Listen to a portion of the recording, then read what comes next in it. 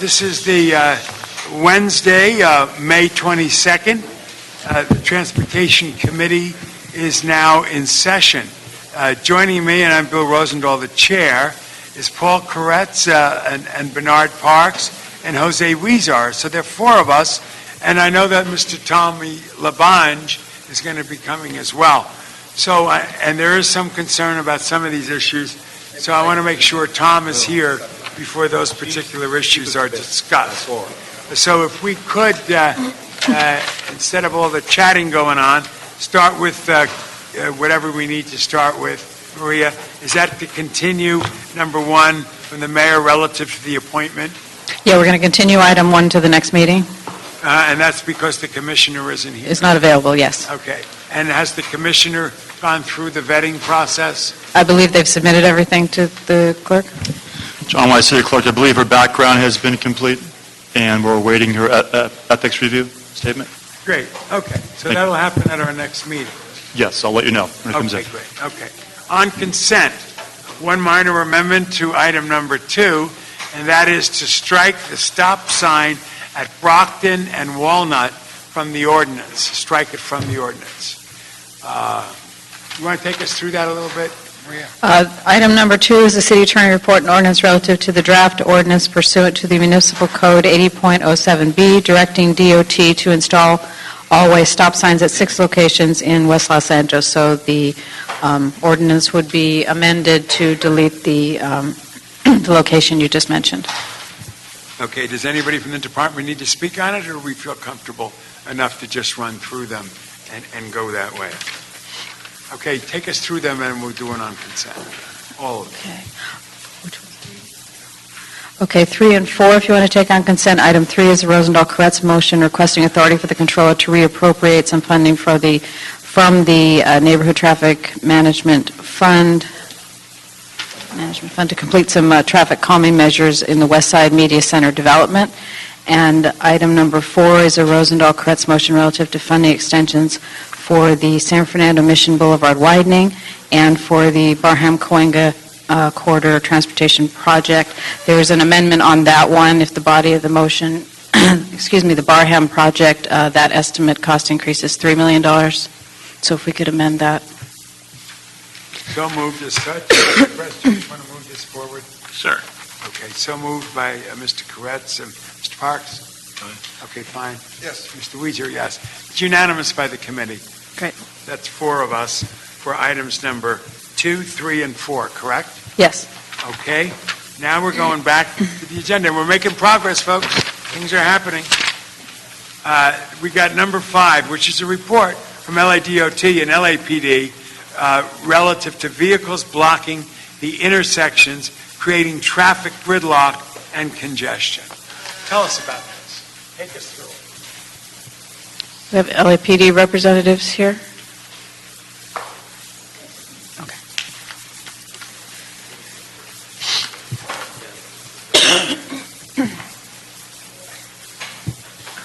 Good afternoon. Good afternoon.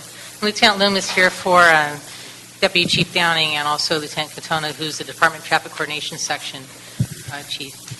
The report that was presented to the Board of Police Commissioners and also forwarded to your board talks about, in conjunction with LADOT and the department, LAPD, and also the fire department, looking at safety hazards concerning gridlock and traffic safety issues.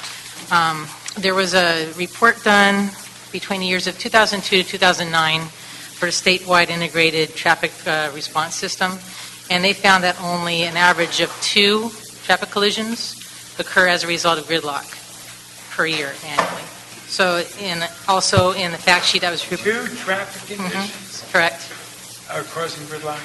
Caused by gridlock, correct. Caused by gridlock. Yes, an average. So, give or take a few. But that was the report statewide, which included, obviously, the city.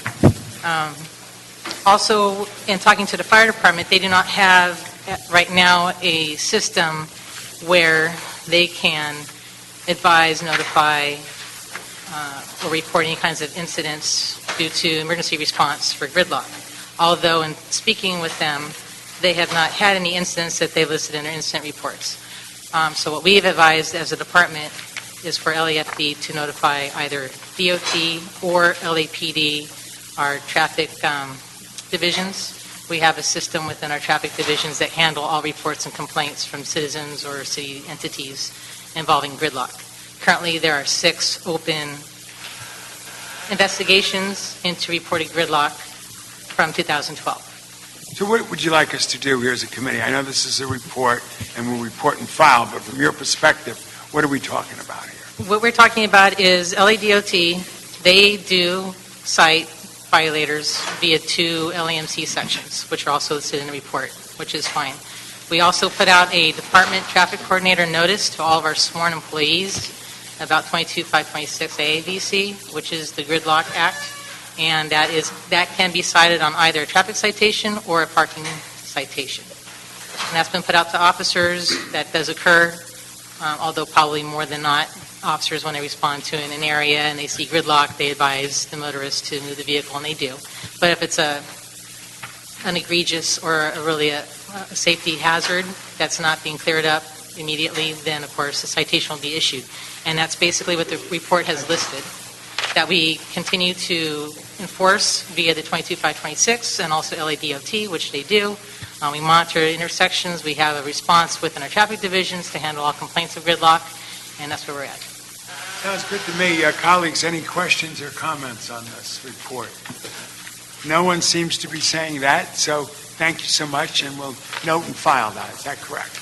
Okay, that's item number 5. Thank you for your leadership on this, too, and for what you shared with us. Item number 6. Item number 6 is a Weezer Rosendahl motion relative to the implementation of the Broadway Streetscape Master Plan dress rehearsal between 1st Street and 11th Street. Explain that. When we use the phrase planned dress rehearsal between 1st and 11th Street. Good afternoon, council members. My name is Nat Gale. I'm representing Mayor Viragosa's Office of Transportation. I distributed before the meeting a memorandum that gives you a little background on the specifics of this project. I'm also here to give you a little history on how I got here, how we got here today with the motion that was in front of you. Last fall, when the Department of Transportation brought on the 2 pedestrian coordinator positions, the mayor sat down with our office and with DOT to try to identify a really landmark, robust pedestrian project that will put Los Angeles on the map, being a very pedestrian-friendly city. Given all the advances that we've made in the bicycling community, the mayor and the department wanted to focus on then the pedestrian issues. It was in conjunction with, around the same time, the LA Weekly came out with a report that we had a high amount of pedestrian fatalities in the city, and so there's a real drive to make some really landmark changes and landmark projects that put Los Angeles on the national stage. So we launched the Continental Crosswalk program, as you're well aware of, and then we wanted to look for a big, major pedestrian project in the city that again would highlight how the city can think creatively, can think differently in repurposing and rethinking our infrastructure. So the pedestrian group brought to us the most fully baked project that was available, and that's the Broadway Streetscape Master Plan. This is a plan that was adopted at the City Planning Commission in February of this year, and the total infrastructure improvements of the plan are significant. They're sidewalk extensions, bump outs at the intersection, but the department and the designers got really creative with the project and recommended a phased approach where you do some of these more cost-effective, just restriping and repurposing some of the roadway before you actually build the new infrastructure. If you look at the memorandum that I distributed, the second page shows you an example of this type of treatment in New York City, in Times Square, where, again, they've repurposed some of the roadway, reclaimed it from vehicles for pedestrians. And then I've also included in the memorandum some statistics from New York City where they show that in places where these type of treatments are implemented, you see an increase in retail activity, a decrease in vacancy rates, and there are just a variety of both economic and safety characteristics associated with these types of projects. So this project is before you today. We're working with the different departments, a variety of different departments, to identify funding. We're estimating about $1.5 million to do this first phase approach. And we just really wanted to present to you the status of where we are. We're hoping to move quickly on this and identify that funding within the next couple of days or weeks so that we can get started and really celebrate something while Mayor Villaraigosa is still in office. Questions, colleagues? Mr. Chair. Please. Thank you. Weezer. First, I want to thank the Department of Transportation on this. I think they're thinking, and the Mayor's office, thinking creatively about how to move forward. And the Streetscape plan that we did through our Bringing Back Broadway initiative, it's a long time coming. We knew that we were going to move forward, and finding the funding was critical, and we're still in that phase. One question I have, aside from the construction of this, is the maintenance. The bids in the area, there's some local groups who are very supportive of maintaining these new streetscape plans. But this is a city project. City constructs it. Is this unlike other places where we're looking for the private sector to maintain these public spaces when it's a city project? As you mentioned, we've been working closely with your staff and with the bids to obtain a maintenance agreement between the city and the bids, and then we'll work with our departments and the CAO to try to identify funding for ongoing maintenance of the project. Okay. So the plan is to continue this a couple of weeks until we could find out where we get the funding for both maintenance and construction. Correct. Right. Correct. We're joined by Tom Labange. We have a full committee. The mayor-elect sends his greetings. Saw him on Sunset Boulevard at a red light. Right now we're on Broadway, Mr. Labange. That's okay, but Broadway connects with Sunset, or used to. Yeah, we're on motion number 6. Yeah. Mr. So we Labange. could, I think we're going to continue this item, Mr. Chair, for a couple of weeks for us to identify both the construction and the maintenance funding for this item. Is that how the department feels as well? So we will, unless there's an objection to this, colleagues, we'll continue this for how long? 2 weeks? Yeah. For our and- next meeting? And we'd request, if we identify a robust plan within the next couple of days Sure. and are able to run it by your offices, that would be helpful in moving it quickly. Great. Does anybody disagree with that? Unanimously, then, let's go forward with item number 6, the way it was suggested. We'll come back with those things understood for our next meeting. Okay. Item number 7. Item number 7 is a Weezer-Reyes motion relative to the repainting of the green bike lanes along Spring Street and the report back on the status of the Green Bike Lanes Program pilot project.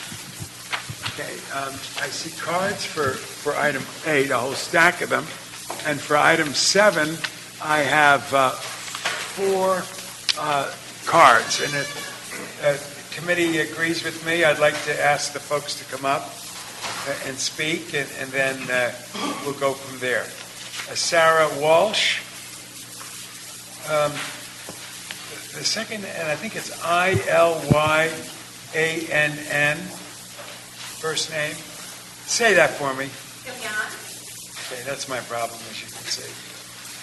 Adriana Fernandez. Oh, great. And the last one, I guess, is as good as mine, somebody. So, Alex, is that Alex? Yeah. Hi, Alex. Come on up. Say your last name. Mark Russell. Okay. Now there's 4 more. So now 4 and 4 is 8. All right. So we'll do these 4, and then we'll come back to the remaining. Introduce yourself. Good afternoon. Thank you, Chairman. Good afternoon. My name is Sarah Walsh, and I'm here today on behalf of the Motion Picture Association of America and our member companies. At the outset, I just want the committee to know that we are supportive of bike lanes. It's no secret, probably, that we would have preferred the Spring Street pilot lane to be on a different street downtown, but we want to work with the council and the Bike Coalition to find a workable design for the existing Spring Street lane.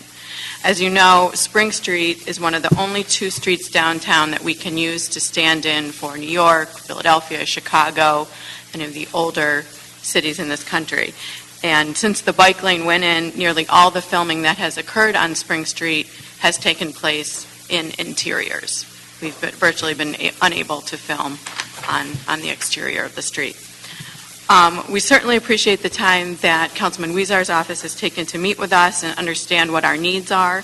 And there's certainly progress has been made, particularly on the color of the bike lane.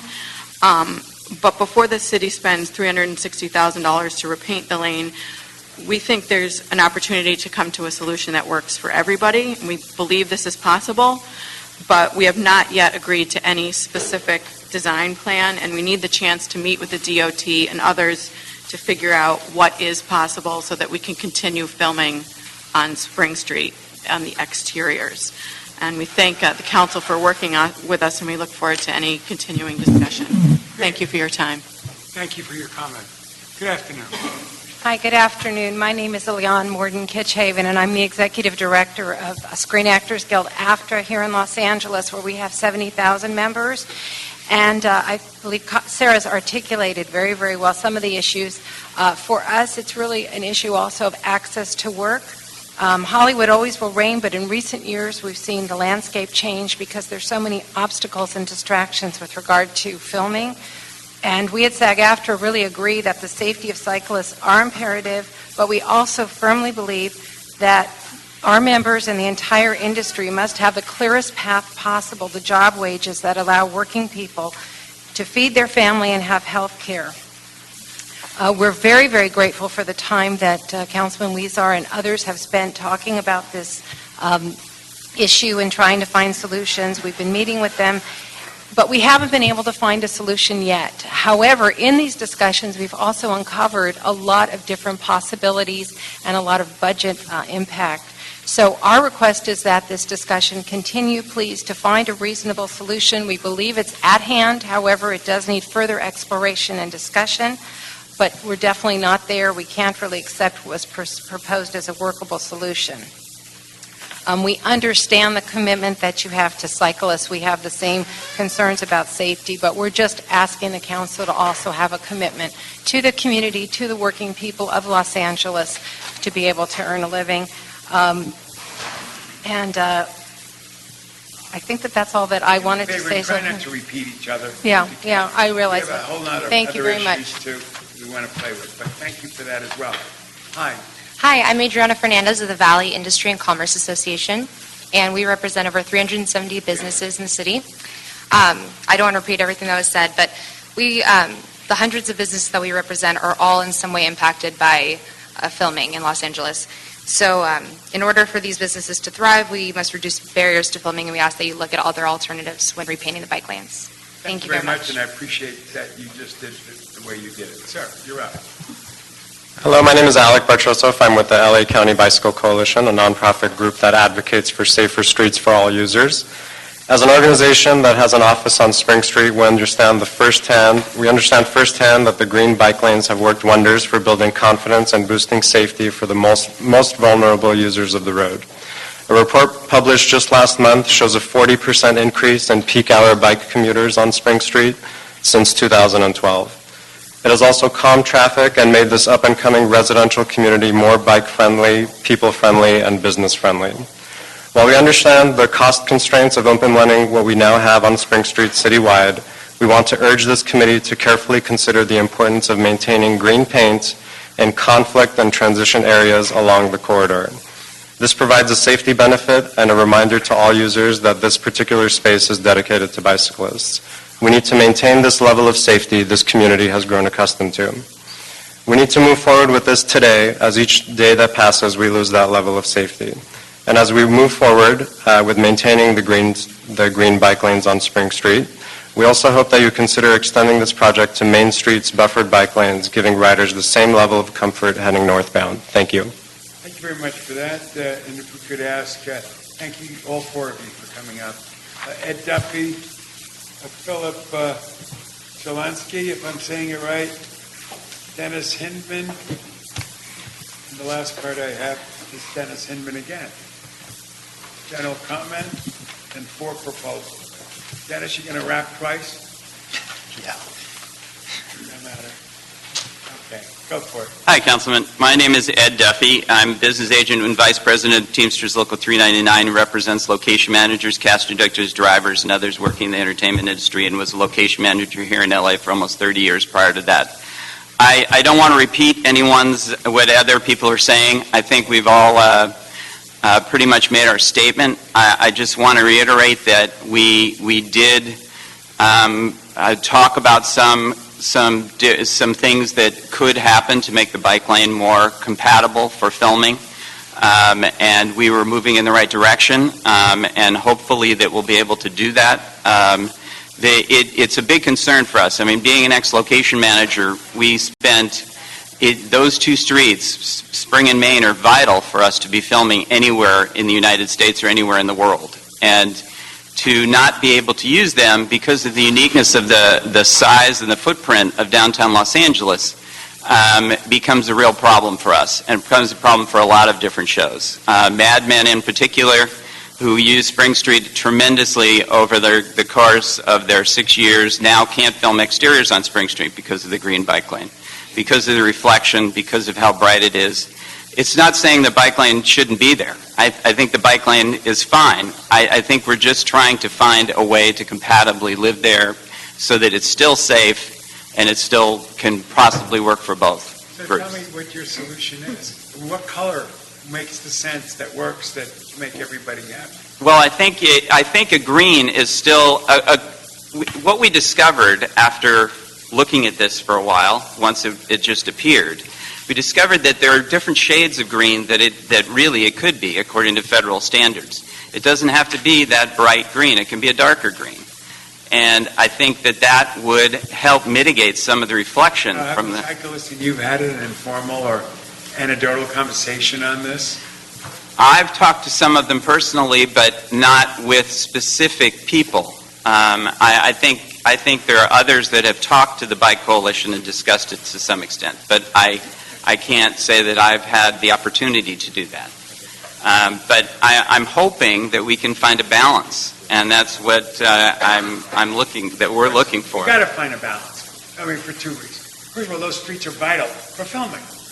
And only a moron would be against filming. That's what we're all about in LA. So it's obviously filming matters. Secondly, cyclists matter. We've had enough of cyclists being abused on the road. That's why we created the Bicycle Bill of Rights. That's why when we saw that issue in Mandeville Canyon where somebody lost his self-abilities there, and we put in a new ordinance in that protects cyclists. And on the other side, cyclists have to respect the laws as well. So everybody has to work together. But cyclism is here to stay, bicycle. I agree. And I want that 5-year plan implemented. Yesterday, we have made some progress on it, and we're continuing to make progress. But you guys got to figure this out, because we got to do the filming, and we have to do the bicycle. So both have to find a way out of this. Yeah, Mr. Chair, my office has been working with all the parties involved in various meetings, and I think the Department of Transportation has a proposed compromise that my office believes can work. So we could get to, after the public speakers here from the Department of Transportation, that would help us frame this. Thanks. Yeah, I heard that there's discussions going on. Right. The only thing I will have to say, and I'm just going to say one little thing, the proposal, and I do know what the proposal is, there are still some things about it that I feel could be helpful. Good. And that's the only thing I wanted to say, because I think that's something we've had a conversation, but we haven't had an after conversation. And I think there are things about it that could be fixed. And I think Mr. Weezer is going to give us a way to work this through, which I'm very much looking forward to. But stay with us. All right. Okay, go for it. Hi, my name is Philip Sokolowski. I represent Film LA, which, as you know, is the city's film office. I'm not going to be repeating anything my colleagues have already said, except to mention that the stakes are pretty high when it comes to this particular section of downtown Los Angeles. It is the stand-in place for Chicago, New York, Philadelphia, all places across the United States that are spending a lot of money and doing their very best to lure film production away to their jurisdiction. So as we together face the threat of one-way production, I do appreciate the commitment on the part of this committee, LADOT, the Bicycle Commission, and the industry to take a look at a resolution to this issue that works for all. As you know, Film LA, we trade in compromise, we trade in solutions that address the needs of multiple parties, and I think the process that we see unfolding here today is part of what we're looking for. Good. So you're optimistic that the sides can get together, work out some of these issues, and we'll all win on this one. I know they will if we all start talking. I like it. I'm a positive spirit, and that was a positive comment. Go for it. You're up. You can talk as long as you want. You get 4 minutes, whatever. Hi, my name is Dennis Hyman. First of all, the colorization of a bike lane has been proven worldwide. Netherlands standard is red. Denmark uses blue, bright blue. And in the United States, New York has several streets that are green with bike lanes. This has been proven. That's why LADOT is able to use it. It's proven safety. There can be alterations from putting down a mat for filming. You can also LADOT is experimenting with colorization, so obviously they're wanting to go color it again, and it can be different shades of green. But saying that there shouldn't be any is just, that's a safety issue. They're not doing it because it's, to decorate the area. It's pure safety for bicyclists, and it's been shown to be an improvement. It can also be digitally taken out. As far as I know, I've seen it actually done on I think the Streets blog. Somebody did that, and it was a matter of seconds. So obviously, something could be worked out on this. I mean, if you're replacing, and Chicago's putting in a lot of bike lanes, and they're putting in green. Okay, good enough. You said you think something can be worked out on this. Sure. Let's have the department come up and tell us where they think that's going. Then we'll have Mr. Weejar react to it, and if you want to react to that, you can do that again as well. Okay. Let's see where we're going. Thanks, gentlemen. Thanks. Thank you. You can leave for a second while the department gives us this. If you feel you need to come back up again, you're more than welcome to come back up. Good afternoon. Good afternoon, sir. Zaki Mustafa with LADOT. We're working very closely with the council member, research staff, and the filming industry to come up with a compromise. We looked at the chart that was set forth by the FHWA on the standards, and there is a spectrum that goes from the fluorescent yellow to the darker shade of green. And there are some other variations that allows us to be able to not make it reflective versus reflective. The type of material, thermoplastic to two-part epoxy, there's the design standards, there are the variations between the solid green within the buffer zone and solid green throughout the bike lane versus the other alternatives that we're looking at right now. So we are working very closely in coming up with a solution that can fit everyone's needs. So, can we do that? Anything is possible. Anything is possible, as long as we put our mind together. Okay. We just need a little more time, I'm sorry. Sure. No, that's okay. It's informal. That's all right. You're allowed to do that, Ed. Okay. Jose, go for it. Well, thank you. Well, first of all, this came to our attention after we actually did two bike lanes that we painted them green. One was the one in my other part of my district in Boyle Heights, where we put in a more of a durable material that actually is like ironing that material onto the street, and it only comes up in the most crossed areas, right? So it's not continuous. It's a conflict zone. And then in Spring Street, what we did is we put paint, and we did it continuous. And this was, both of them were pilots to see what works, what doesn't work. On Spring Street, we found that they were peeling away. A lot of it had to do with the filming that goes on, as well as the constant crossover, et cetera. And to my dismay, at some point, we found out that they weren't being repainted. And we heard loud and clearly, not only from bicycle advocates, but also from local residents who live there. And most of them have expressed to my office that they support the bike lanes because they see the additional safety that it brings to their neighborhood. This street is totally different from what it used to be just 2-3 years ago. There's a lot more people walking around, a lot more bicycles being used. It's a community now.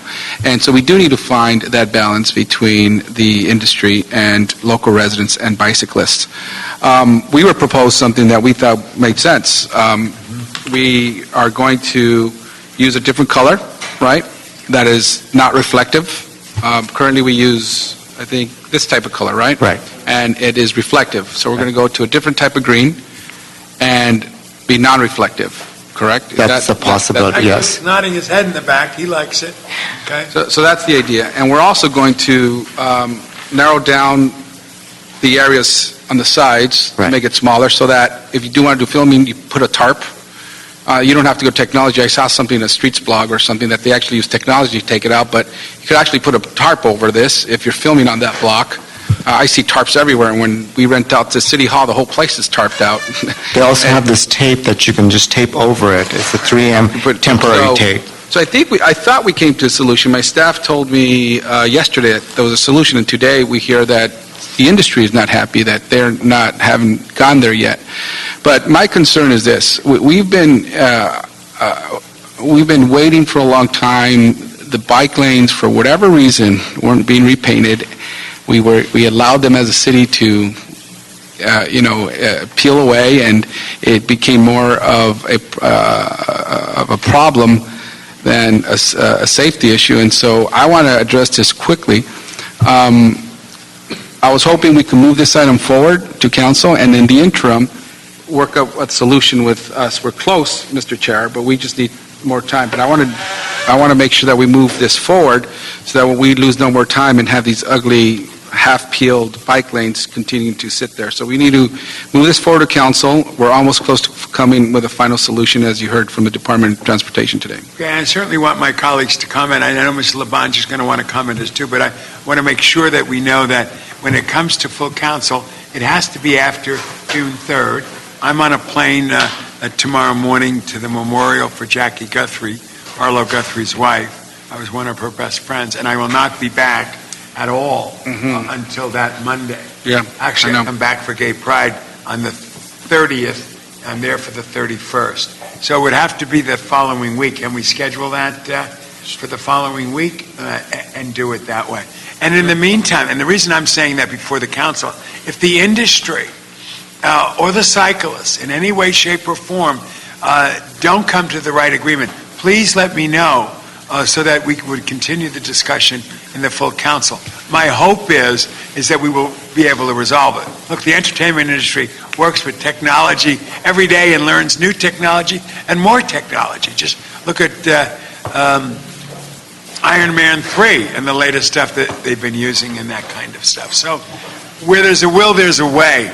And I'm hopeful that both the industry and the cyclists will have this double win-win. So can we do it the week of, when is my next scheduled meeting? Or the council meeting? That we could hear this? We can schedule it the week of June 30th, the first week of June. The first week of June, yeah. Yeah, we could have it in council June 4th or 5th, that Tuesday or Wednesday. No, that'd be fine. I think we're working on this vehemently, and we would want to come up with a compromise as soon as possible. And, Mr. Chair, we'd love to share with all the committee members what we come up with beforehand as well, to make sure that you guys see what we're... And I would love to do that too. Mr. Labange. I'm concerned about the cost. Why is it $340,000? Well, the initial estimate for $340,000 was for preparing the surface, just like at your home. We can't paint a wall unless we've really cleaned out the old paint. So $340,000, and how long does it last, Zaki? Well, currently, what we have found that thermoplastic, the hot tape that we applied on First Street, you could have a life up to 4 to 5 years. When you get $330,000, my mistake here, ladies and gentlemen, is that you're putting money on the street where school crossing zones aren't up to date, where stop-ahead signs are not even part of your process, Jaime de la Vega. You just have stop signs. You quit putting markings on the streets for pedestrians. And now this is very nice that you're doing this. Okay, I wrote it. I wrote it the other day from here over to Good Sam.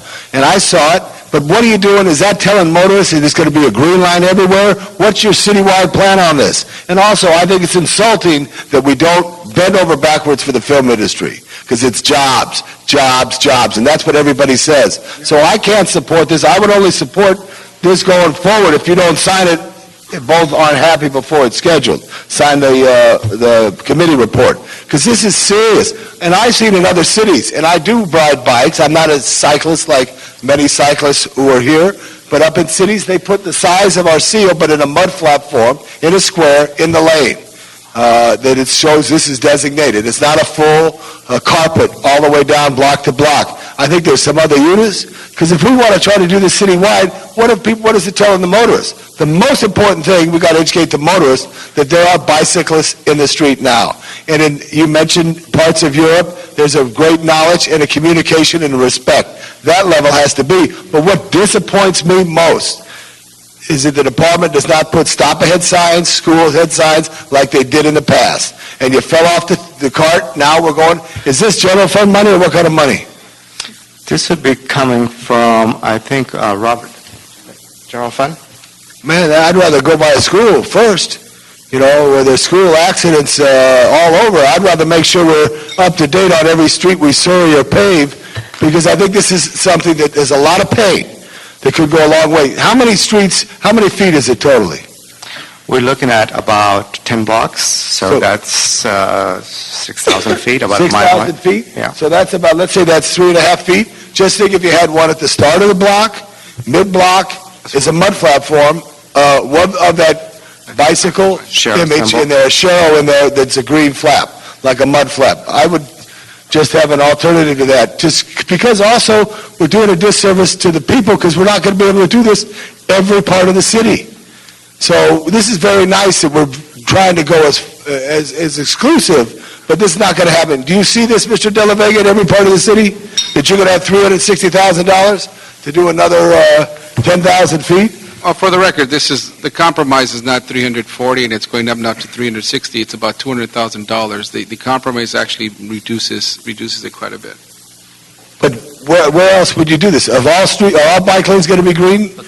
Councilman, in the short term, we will not be doing this everywhere. The purpose of this pilot is to evaluate what sort of green treatments work for visibility, what the wear and tear is on those green bike lanes, and what the cost is, both initially and then ongoing. Are there more accidents on streets that are one-way or two-way traffic?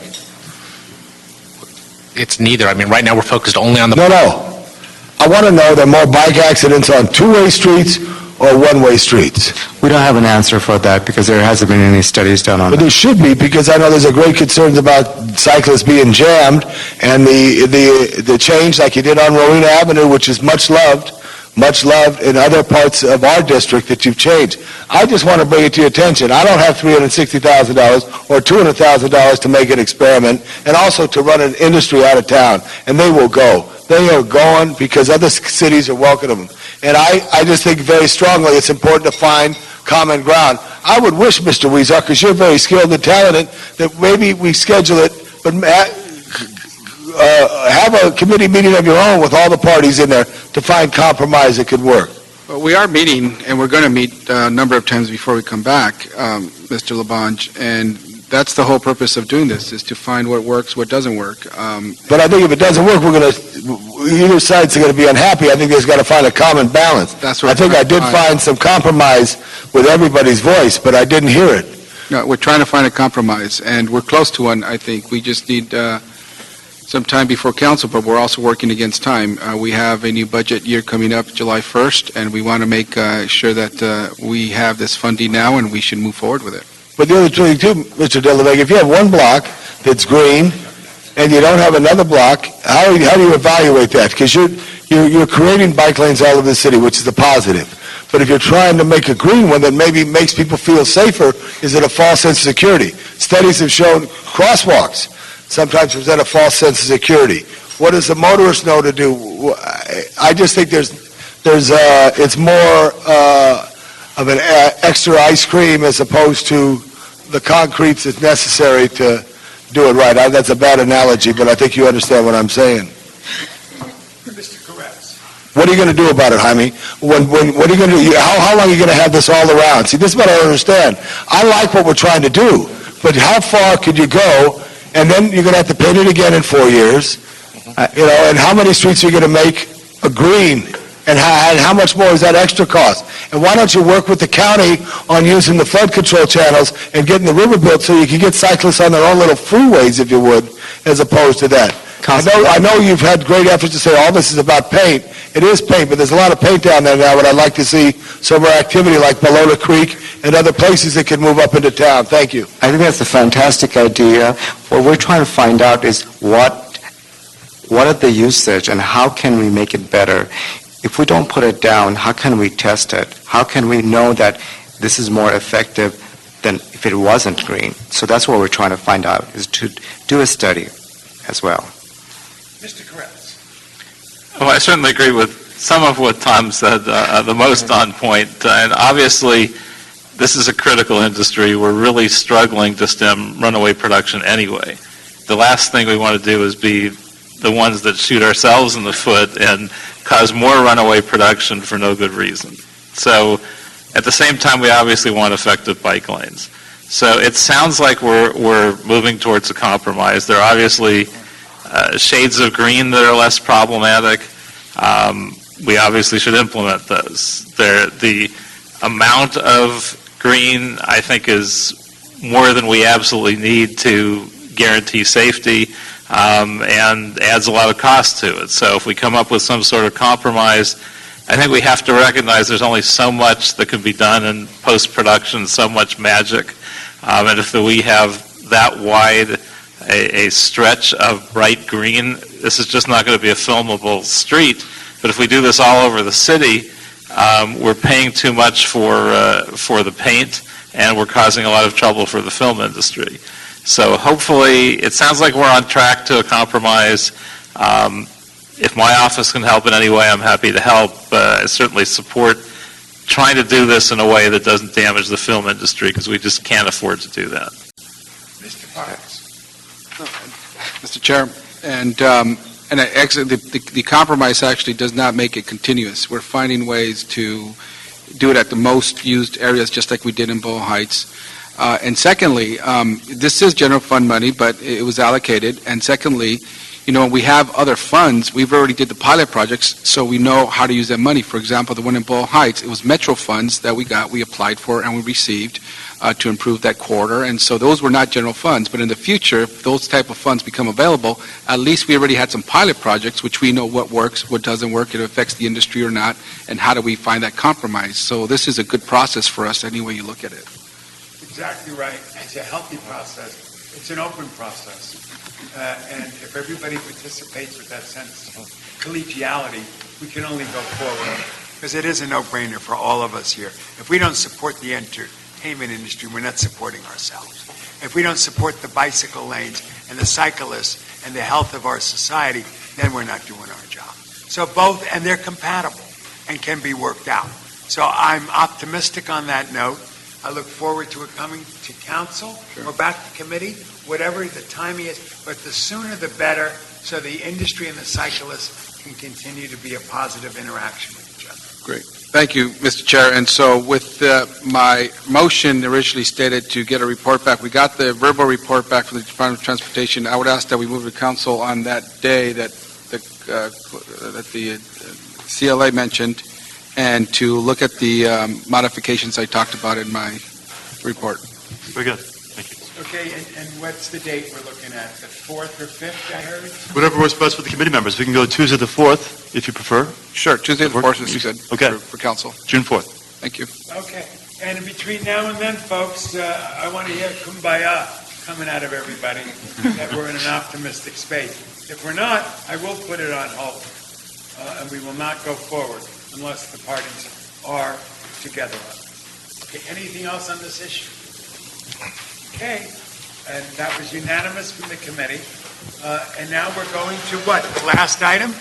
Last item is item number 8, which is the CAO report relative to proposed agreement between the City of Los Angeles Department of Transportation and Xerox State and Local Solutions for the operation of parking citation processing and collection services. Okay, the lobbying world is earning its money today. I want to count these. 3,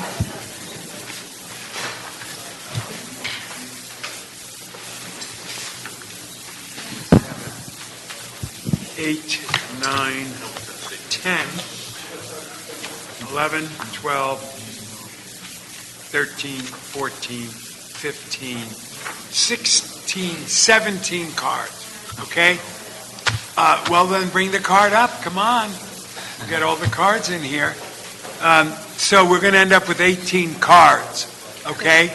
And we're going to try to see if we can do this clearly in 1 minute, but if you need 2 minutes, we'll try to figure that out about your wrapping and then your comments and who said what. See if you can tag each other and don't repeat everything 10 million times. So let's start with the staff.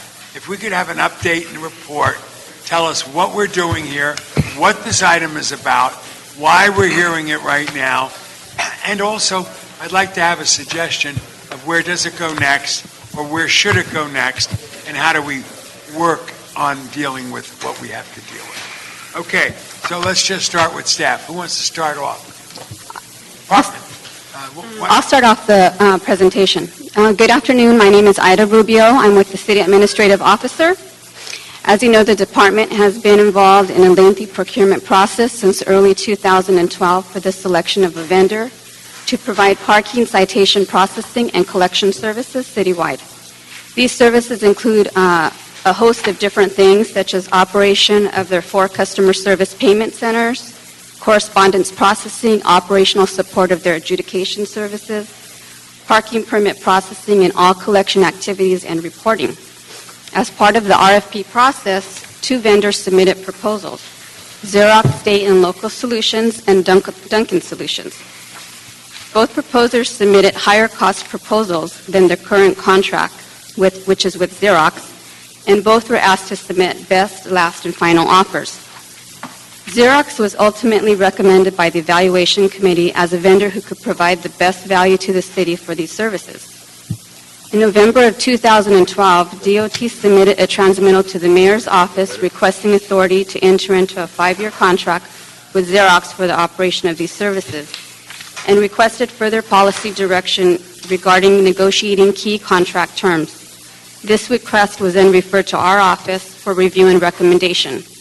The CAO report before you provides a summary of our review and provides a summary of the various cost proposals submitted by both vendors. DOT has recommended that a combined citation processing and collections model, which is commonly referred to as a bundled service, is the best operational structure for the city. The proposed cost for this model is $52.7 million over 5 years and is $7.2 million over the current contract. The costs are funded by general fund. As part of our recommendations, we recommend that the general manager of the Department of Transportation be authorized to execute a 5-year contract with Xerox and to be instructed to continue to seek additional price concessions as suggested in their November transmittal to maintain current pricing levels given our general fund constraints. Should the department seek to reduce costs by reducing the scope of work, they will obviously need to report back to council and mayor on this. I'm here to respond to any additional questions on the report as our colleagues from DOT and the Inspector General of Revenue. We're here to take... What's the procedure if we were to take action today on whatever we take action? Okay. Well, what we're recommending is that because a price concession has not been reached at this point, we're recommending that DOT be given authority to go back and negotiate with Xerox. And once that is done, they would report back to the Transportation Committee before it gets referred to Budget and Finance. So you're saying then we would continue this for a while for that to take place? I would recommend that you continue it and allow DOT to go back and negotiate with Xerox. Okay, colleague, questions for staff? Questions? Yes, the chair. Mr. Chair, if you would indulge us, we'd actually like to run through a couple of slides. I know you've all had a chance to read the various reports, but I want to recap some of the main points related to this. So if you could all pay attention to the screen on the wall for a couple of minutes. So, right now, I think we contract with Xerox. We're on a month-to-month contract. They have a track record over the last 10 years of increasing their collection rates, and as a result of those activities and other actions by the council, we are seeing increasing revenue each and every fiscal year. I think you know that this is most important because this is general fund money. The last fiscal year, we came in with $152.8 million, which was above the budget target. This year, our budget target is $151. I don't want to make a firm commitment, but I think we're going to be above that number again this year. And finally, in the budget that's before the council on Thursday, you're assuming another almost $157 million in revenue. So this contract and the work of whichever vendor selected with DOT is very important to the city's overall fiscal health. When you look at the contract scope, Ida did mention these 4 different areas. I'm not going to repeat them. The structure of this bid, we actually asked the two bidders to price these in 4 different ways. One is combined processing and collections, which is how we do it today. The other is to give a price and a proposal for processing only. Likewise for doing collections only. And finally, to give us a price for leasing a system to do the processing so we could bring the work in-house. So we received from both companies proposals in all these different areas. The process we used, we actually circulated the RFP to the industry before we released it. We received a number of comments. We incorporated virtually all those comments to make sure that the RFP was as competitive as possible and allowed the most competition possible. It was a best value procurement, meaning we looked at 6 different evaluation criteria, which I'll talk about in a second. We had 5 evaluators on the panel, and the recommendation before you was unanimous. It was not a consensus. There was not a back and forth trying to talk people into who was the best bidder. Xerox was clearly, in everybody's mind, the strongest proposal. Now, if you look at the comparison, Xerox's strength, they obviously had the superior rating, as I mentioned. Their client list is stronger, and they have much more experience working with larger entities like the City of Los Angeles. They have a stronger corporate structure and backing. They have a track record with us, which I'm going to get into some of the metrics in a second, which, in part informed our decision. And they proposed a substantially lower cost, both in their initial proposal and in the last best final offer. Duncan also submitted a good proposal. Their strength was that they had a slightly better approach in collections, and the data that the 2 firms submitted, Duncan had a slightly higher collections rate at the cities they service. But I want to talk about cost. This is really an important point. Right now we're paying $46 million every 5 years for collections. And I'm going to run through 5 different price points. The first was Xerox's proposal to provide combined services was $53 million over 5 years. Duncan was $61 million for the same services. There's been some talk about separating processing from collections.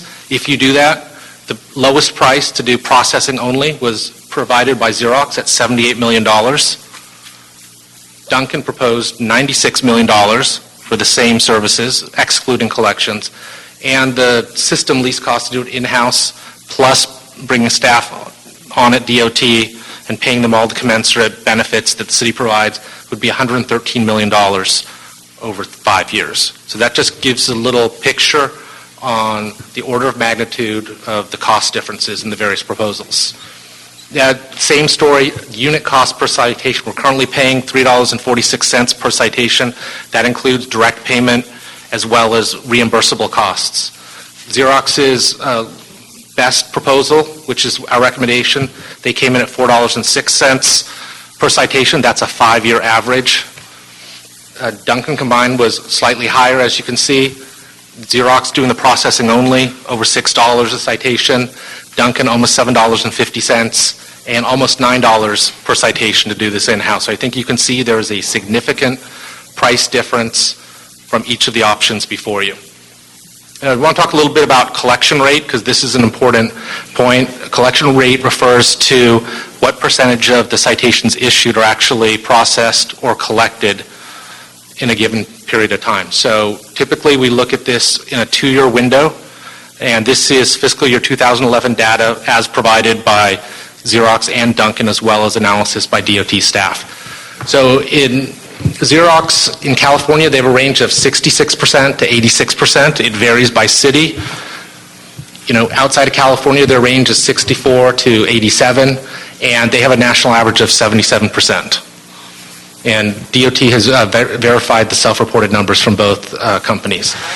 Duncan's numbers are higher in their range in California, between 70% and 94%. They are slightly lower outside of California. In fact, their lowest is 63%, which happens to be the lowest of any of the cities reported by either Xerox or Duncan. Their average is 80%, but I do want to note, in looking at the historical data, Xerox's national number has been consistent over time. The reason there's a down arrow is Duncan's collection rate has been decreasing. The prior year, based on the data they submitted, they were at 82%. They were down to 80%. And so that's how they're trending. Right now, 2 years ago, Xerox came in at 81% for us. They've improved that to 84%, which is higher than either average for Xerox's national presence or Duncan. And this is part of what informed our decision as well, is that their actual performance, not what they were promising, their actual performance is exceeding the national average for either their national operation or Duncan's national operation. There's been an issue, I'm sure you've heard, about new revenue growth. Just to be very clear, this was also addressed in the protest hearings. Duncan told the department they'd be able to increase revenues $10 to $15 million. They did not provide us with any guarantee for that. Likewise, during the evaluation process, Xerox said they could increase our revenue by $12 million. They also did not provide a guarantee. And as noted in the report, staff did not consider either of those promises in evaluating because we didn't have a basis to consider that. And if you did want to consider that, it's essentially the same promise from both companies. Finally, the other issues that have come up, these have been primarily raised by Duncan. Duncan said they'd come up with another $2.7 million. Essentially what they were doing was taking credit for the fact that their final offer was cheaper than their first offer. But they were still higher than Xerox by $8.5 million over the life of that 5-year contract. There's also a discussion of so-called collection strategies. Duncan and Xerox both made comparable assertions, and as I said on the prior slide, neither one provided guarantees that those approaches were going to produce extra revenue. Additionally, there was talk about another $3.5 to $4 million in revenue. That is not unique to Duncan. In fact, it assumes that the city would agree to higher fees, regardless of who you selected, whether you selected Xerox, Duncan, or did it in-house. If you increased the fee level, the city would realize more revenue, regardless of who was operating the service. Finally, there was talk of $50 million a year at the end of this process. That is simply not feasible, and there was no specific strategy identified to generate that amount of money. In fact, our analysis shows that we would have to have 27% higher productivity, more staff, and/or more patrol time, meaning not working special events, not responding to radio calls from constituents. We'd somehow have to generate more productivity. Whether we did it in-house, contracted with Xerox, or Duncan, if we were able to put more resources, any one of those three arrangements would produce more revenue. Finally, in conclusion, we followed the RFP evaluation criteria. Mr. Nagel from the City Attorney's Office can speak to that if you have questions. There was no clear advantage to separate processing and collections. It's significantly more expensive to separate them, and there's also more risk to separate them. Just a final note on the issue of risk. I think you know that the department's been the subject of budget cuts and staff reductions like many of the city departments. From our perspective, there's an additional advantage of keeping the contracts combined so that we don't have to do multiple contract administration. We don't have to do data reconciliation from two different companies. We think it's, best, as Ida said, to proceed with a 5-year contract, keep these combined, try to seek the same unit pricing in light of the city's budget situation, and finally get a financial guarantee on the improved collections rate. So Robert Andelon and Wayne Garcia from my team are here, and we're available to answer any questions. Thank you. I just want to understand the logistics of this. No matter what we think or do, it has to go to transportation. This is transportation. Yes. Then it has to go to budget. Is that correct?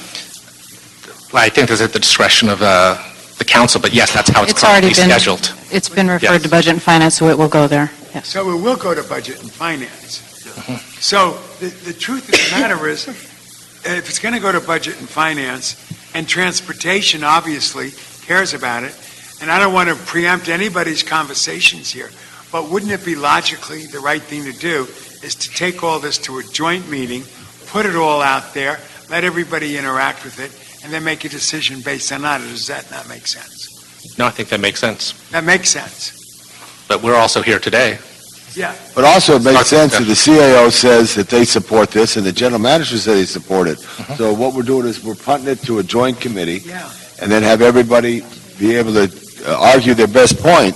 That's some 4 squares or pretty good squares there that you just state unequivocally how you feel. So this, I don't know, budget or finance, they may be tougher. I think one of the values of allowing DOT to go back and further negotiate with Xerox is because we don't know exactly what kind of price concession we can actually get. So if they would be allowed to have that, to go back and negotiate and then to come back and have that information available for you if you do a joint meeting, I think that would be more beneficial than... Like Duncan, though, to have an opportunity to interact and react But they're not selected. They were selected, I think you only got to deal with the CAO's recommendation, but if they want to, I don't know how that works. I think you usually pick one. City attorney's got to chime in go here. with the selection. That nobody can, one of the things that cannot happen is no new terms or conditions can be discussed that weren't included in the RFP or the best. Be as nice as you are, Bill, you can't be that nice. So it can't be broad-based like that.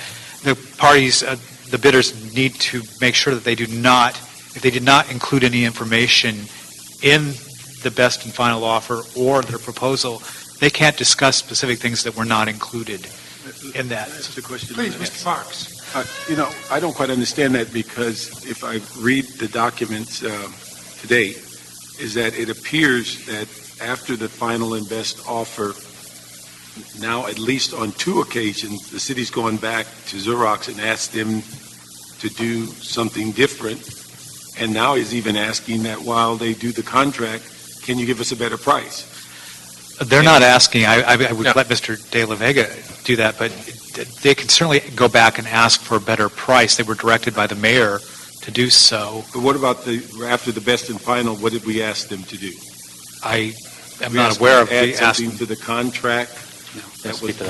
I will let staff speak to that. Is that right? After the last and best final offer, we did not go back to any of the bidders and ask them for any enhancements. All we did was prepare the report and receive directions to go back and negotiate a price consistent with what we're spending current fiscal year. Okay, I'll find it in your report, but there's something that was done that they either asked for additional concessions or they asked them for them to address issues after the best and final.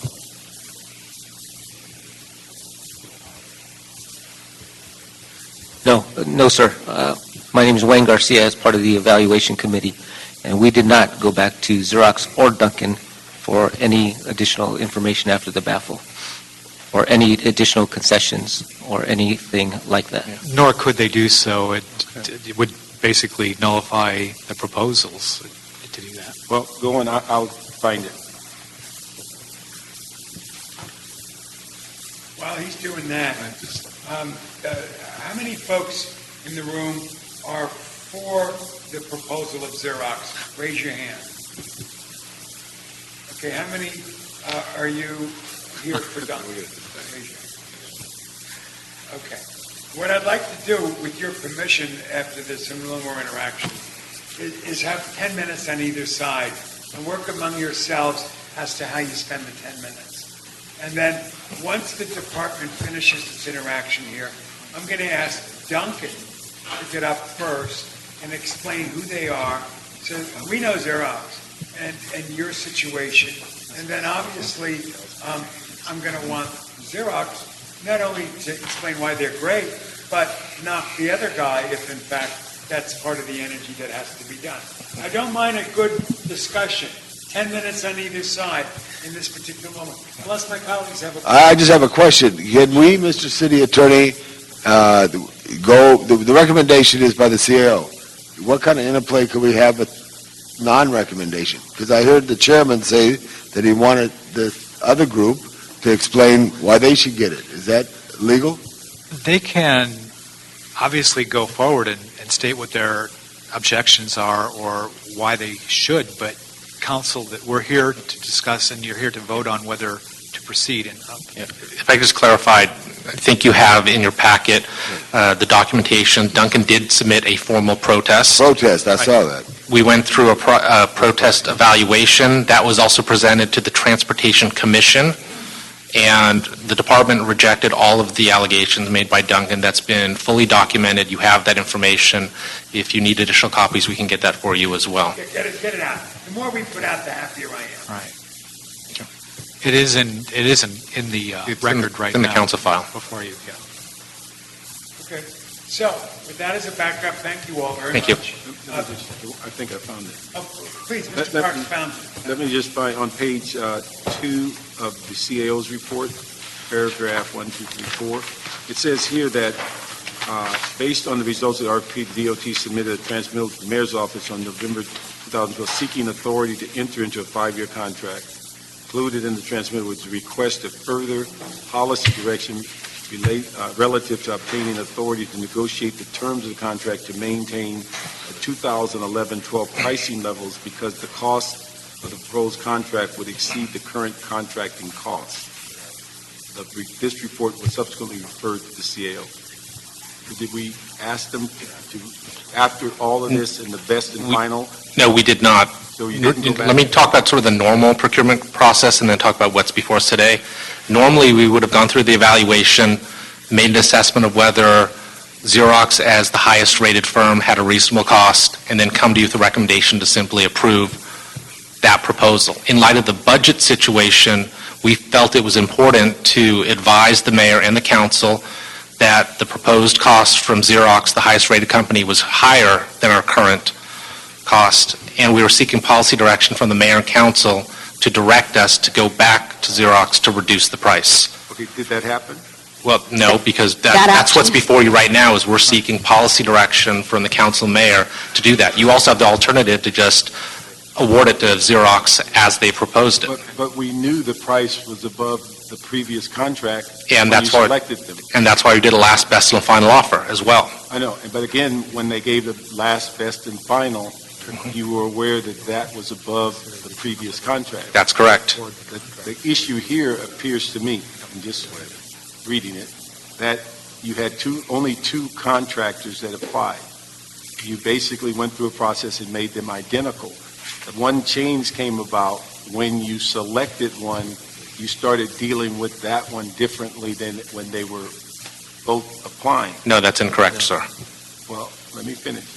It appeared that you then went to the mayor's office and said, can I get authority to negotiate with them?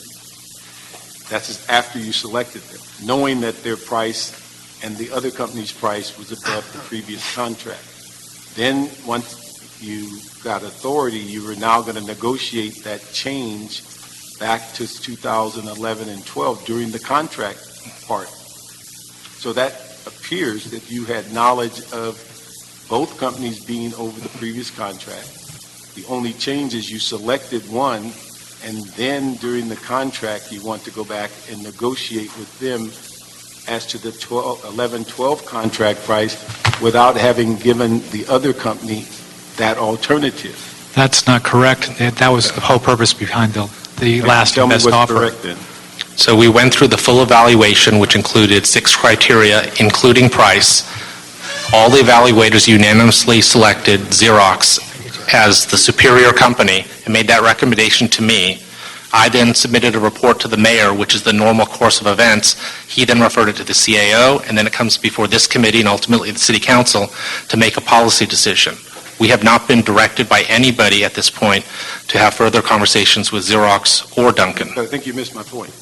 My point is you knew this when you made the selection. That's correct. It was not a low bid evaluation. You knew that they both were over a concern. Immediately upon selecting them, you asked for a policy decision about your ability to negotiate at a lower price, only with the company that you selected. And now you're here today to say, during the contract that I have the ability to negotiate with them, I now want to negotiate a lower price. And there's even comments that if I don't get that price, one of my options, I might go out to rebid. So it seems like we knew going in that there was a concern about both being over the price. We selected one, and then we wanted to negotiate with that one to reduce the price to the 11-12 figure. And it would appear, if we were being, the only difference is you selected one and didn't speak to the other. It would appear to me, and again, just reviewing this, that if you had that concern that quickly after reviewing and selecting them, that you were immediately asking the mayor for that kind of direction, that you would have met with the two of them and given them identical processes before you got to the point of saying, you're here today and asking us for a policy decision on something you had a concern about the moment you made the selection. Because it didn't come up afterwards that the prices were different. You knew the price was above 11-12 the moment you said that's the company. That's correct. And the moment you said that's the company, you wrote a letter saying, can I get a policy advice about negotiating the price downward? That's correct. Only with the company you selected. That's correct. That's one of my concerns, is that it would appear that if you had that as concern originally, right during the process, you knew what the costs were, you would have given both companies the ability to have the same level of response before making the decision. That's my concern. We actually did. That's why we sought a last best and final offer from both companies. You did, but then you gave the company you selected, you still had a concern about their price. The city always has the option after an I RFP. understand the option. I'm talking about something different. This is not different. I don't know what you're talking about. I don't Then think, just listen. you're not being clear. I have listened, and I'm a little bit confused as everyone else is You're on my confused. time. You're on my time. Thank you. Fine, but I want you to be... Let me finish what I'm I'll saying. let you finish. But Thank you. The issue is that this is what my concern is. Whether it fits prior categories or whatever, my concern is that you knew going in you had a concern about the price. We certainly have the ability to renegotiate it. I'm just saying that it is a concern of mine that when you knew that and immediately asked for that policy advice, that you, in my judgment, skewed the process to where you were dealing with one company instead of giving both companies an option. And whether that fits your criteria or not, that's my concern. I understand what you're saying, sir. Respectfully, I disagree strongly with that characterization. We did not enter into further negotiations. The company we recommended, Xerox, was based on the totality of the evaluation process. And no, sir, I think I'm making a different point than you. With that being said, I got to turn it over to Mr. Rosendahl. I'm going down to my office, I have a 3:30 conflict. Call me if you need me. If you want to send this to joint committee, you're the chair, that's your purview. I know some of us on that committee. So you call me if you need me, Sergeant. We just heard, there are 5 members here, and I'd like to get a little bit more on the record if I could. And I'd like to ask Duncan to come up and explain who they are so that we know what the competition to Xerox has been and what they have to say. And if you could all do it, how many folks are you going to need? You'll take 10 minutes. The other side, do you mind that we do this in 10 minutes? You're okay with that? Okay. All right, so you got 10 minutes. Go for it. Thank you. Folks, Good afternoon. take notes, react, interact. Good afternoon. My name is Mike Nicholas. I'm the president and CEO of Duncan Solutions. What I'll do with the 10 minutes, if it pleases the committee, is I'll address some prepared remarks, and then I'll also make some comments on some of the issues that were raised by the department, including 2 critical misrepresentations in the presentation that I think, and I've got documentation to prove the record for that. So Duncan has been a partner with the city for over 40 years. We process and collect tickets for 200 cities across the country, including 92 California cities. We have great respect for and a strong working relationship with LADOT, and we look forward to expanding that role with your support today. The parking ticket processing and collections contract has been held by the same vendor for 28 years. When the bid was put out last year, Duncan was the only other bidder, and there had been no other commercial bidders for 20 years for this contract. And we really bid because of 3 reasons. One was that we wanted to provide the city the benefits of competition, which other cities have been realizing now that Duncan has grown to the point where we can compete effectively against Xerox. Secondly, the bid allowed for the contract to be split into processing and collections. And third, we have a demonstrated track record, which was a little bit muddied in the presentation, but clearly our collections rates exceed anybody else in the parking ticket industry. And the department's evaluation recognized that and determined that Duncan was superior in collections to Xerox. However, the recommendation only factored in the increased costs of splitting and did not give any credit for the increased revenues, and it ignored the financial guarantee which we made as part of our best and final offer. So the idea that no guarantee was made, which I'll touch on later, is simply not true. I have a copy of the best and final that was submitted on November 5th, if the committee would like to read the sentence itself. So the recommendation today is basically stands to preserve the status quo. keep the same vendor they've had for 28 years, reduce the scope of work if they can't get a price concession to basically ensure the same service is delivered. Xerox will continue the collections, though their own proposal acknowledges their shortcomings because for the first time they've opted to perform collections through 2 subcontractors, out-of-state collections firms this time around. So the work that they've been doing to increase collection rates, they're outsourcing all of that work. And there's also a conflict of interest that's at the heart of a $1 billion class action lawsuit that was filed against the city and Xerox in January that alleges that because as part of the processing component, Xerox reviews appeals, they have a financial incentive to deny those appeals so that they then become, if they age, eligible to receive a contingency fee. That conflict would remain if the contract is kept together in a bundled fashion. We believe that if the committee carefully reviews the choices in front of it, that you'll recognize there's a risk-free opportunity to improve the program in 3 key areas. The first is enhanced collections, the second is improved customer service, and the third is operational efficiency. So the city has increased parking fines and fees in 6 of the last 8 years.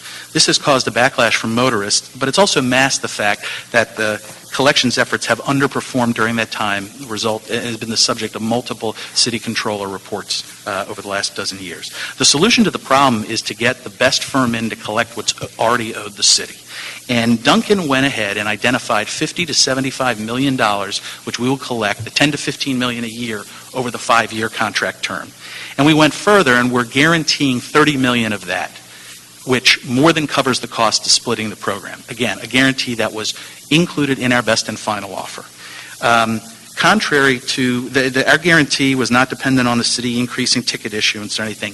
And in contrast, and I'll touch on that later, Xerox did not guarantee $12 million a year, didn't even estimate $12 million a year in increased revenues. They did that as a one-time increase over 18 months, again, which is documented in the record. So, and when asked, they would not guarantee that. So the idea now that the recommendation and the CAO's report hinges on the importance of a financially binding guarantee, Xerox is already on the record during the evaluation process if not providing one. Customer service, our $6 million annual revenue guarantee would also cover the higher costs of Xerox's processing compared to the current costs that were identified up there. So no price concession would be required if you split it and took our $6 million guarantee. The added costs would be guaranteed by us, again, if we fail to increase collections, which we are confident we're going to do. That would allow all of the new customer service features that have been asked for in the RFP to be delivered without having to be negotiated down. So it really gives the city, the motorists, the department the best of both worlds. They get everything they asked for on the front end, and they get a revenue guarantee so the net return to the city is guaranteed to be at least what it is today. Further, you eliminate the conflict of interest, and so motorists would be confident that they'd be getting fairer service when they adjudicate a ticket. And then lastly, operational efficiency. Last month, you're all aware, the council unanimously approved 7 secondary collections contracts to ensure that debt owed across all the city's departments is more effectively collected. Duncan was one of those 7 firms that was hired.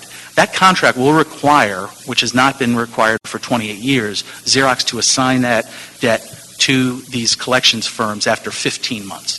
By splitting the contract, all you do is acknowledge that for purposes of the parking debt, it'll be assigned at roughly 3 months to a firm that has a better collections rate. All of the interfaces that would be required are all going to need to be done to fulfill the ordinance that you guys passed last month.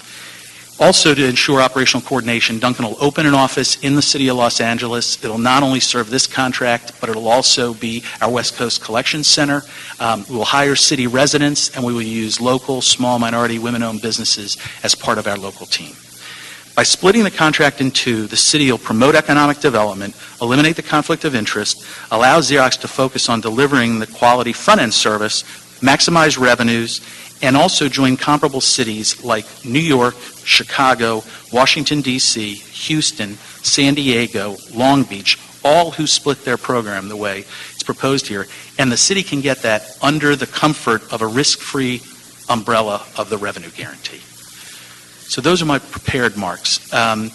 What I heard earlier that I think is important to address pertains to particularly discussions around the revenue increase and the guarantee. So, Councilman Parks, you asked a few questions about interaction with the vendors after.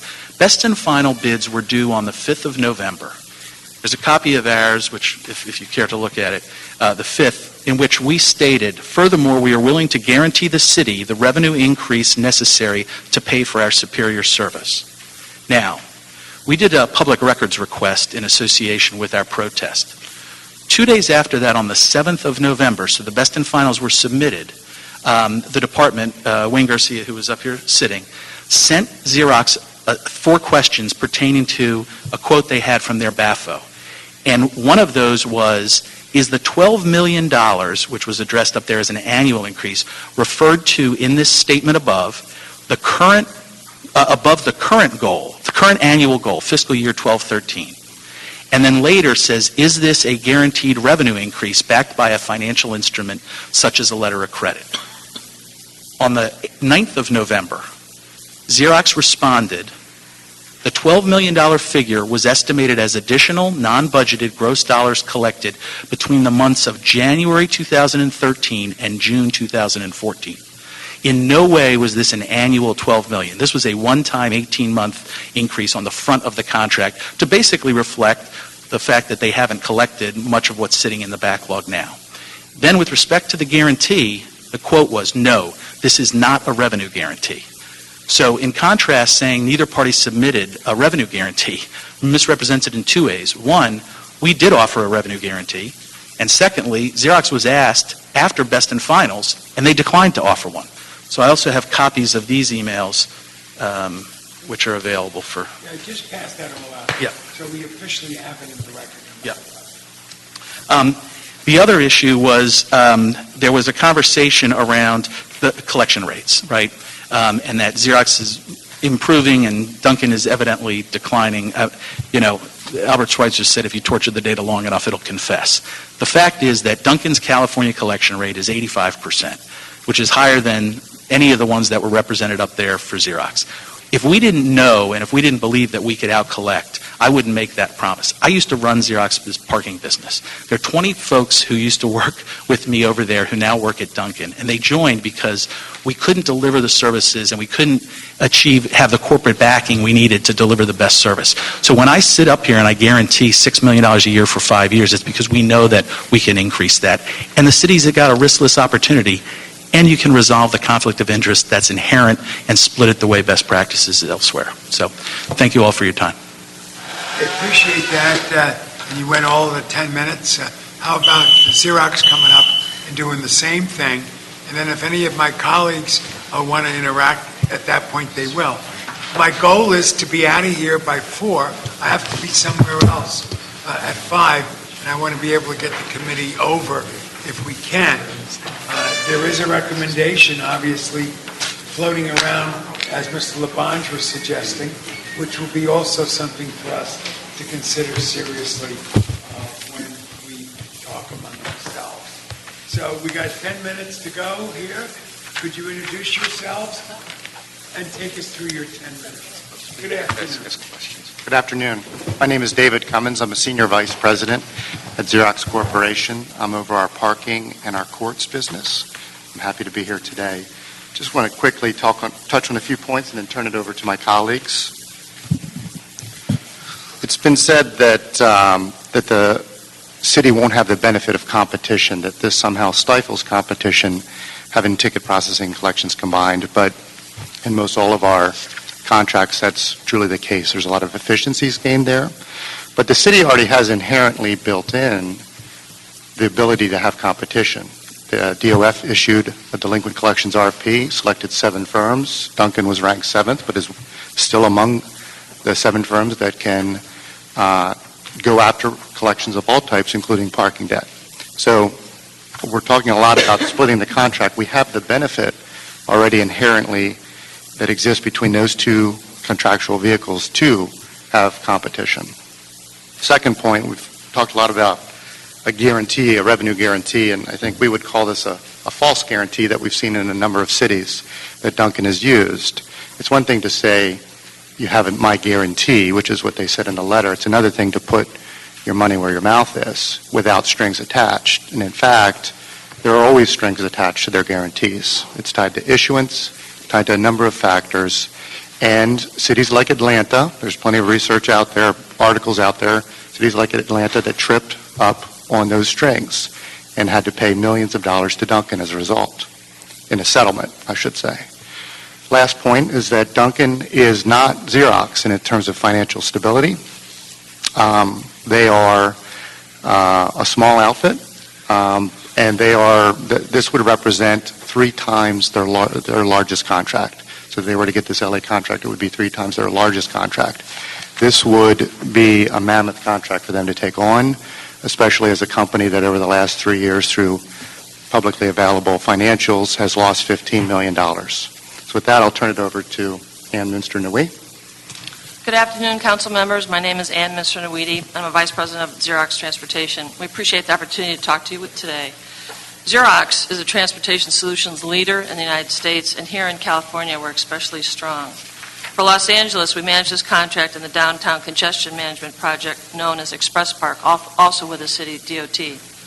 With LA Metropolitan Transportation Authority, we manage the transponder technology on the Easy Pass, LA Express Lanes, Transaccord, the Rail Photo Enforcement Program, CAT-AVL, and the TAP Card.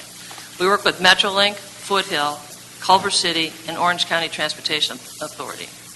This procurement process has been a thorough and detailed process starting in 2011, as you've heard, with the issuance of the draft RFP.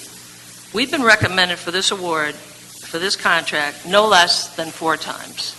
Voted unanimously through the RFP process, a unanimous vote on the protest process, a best and final offer lower than our competitor, and now with a CAO report.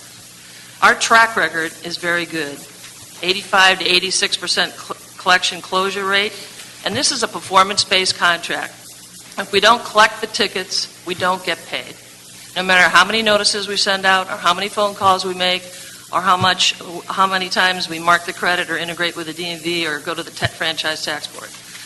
Our track record is very good. The revenue stream is $153 million.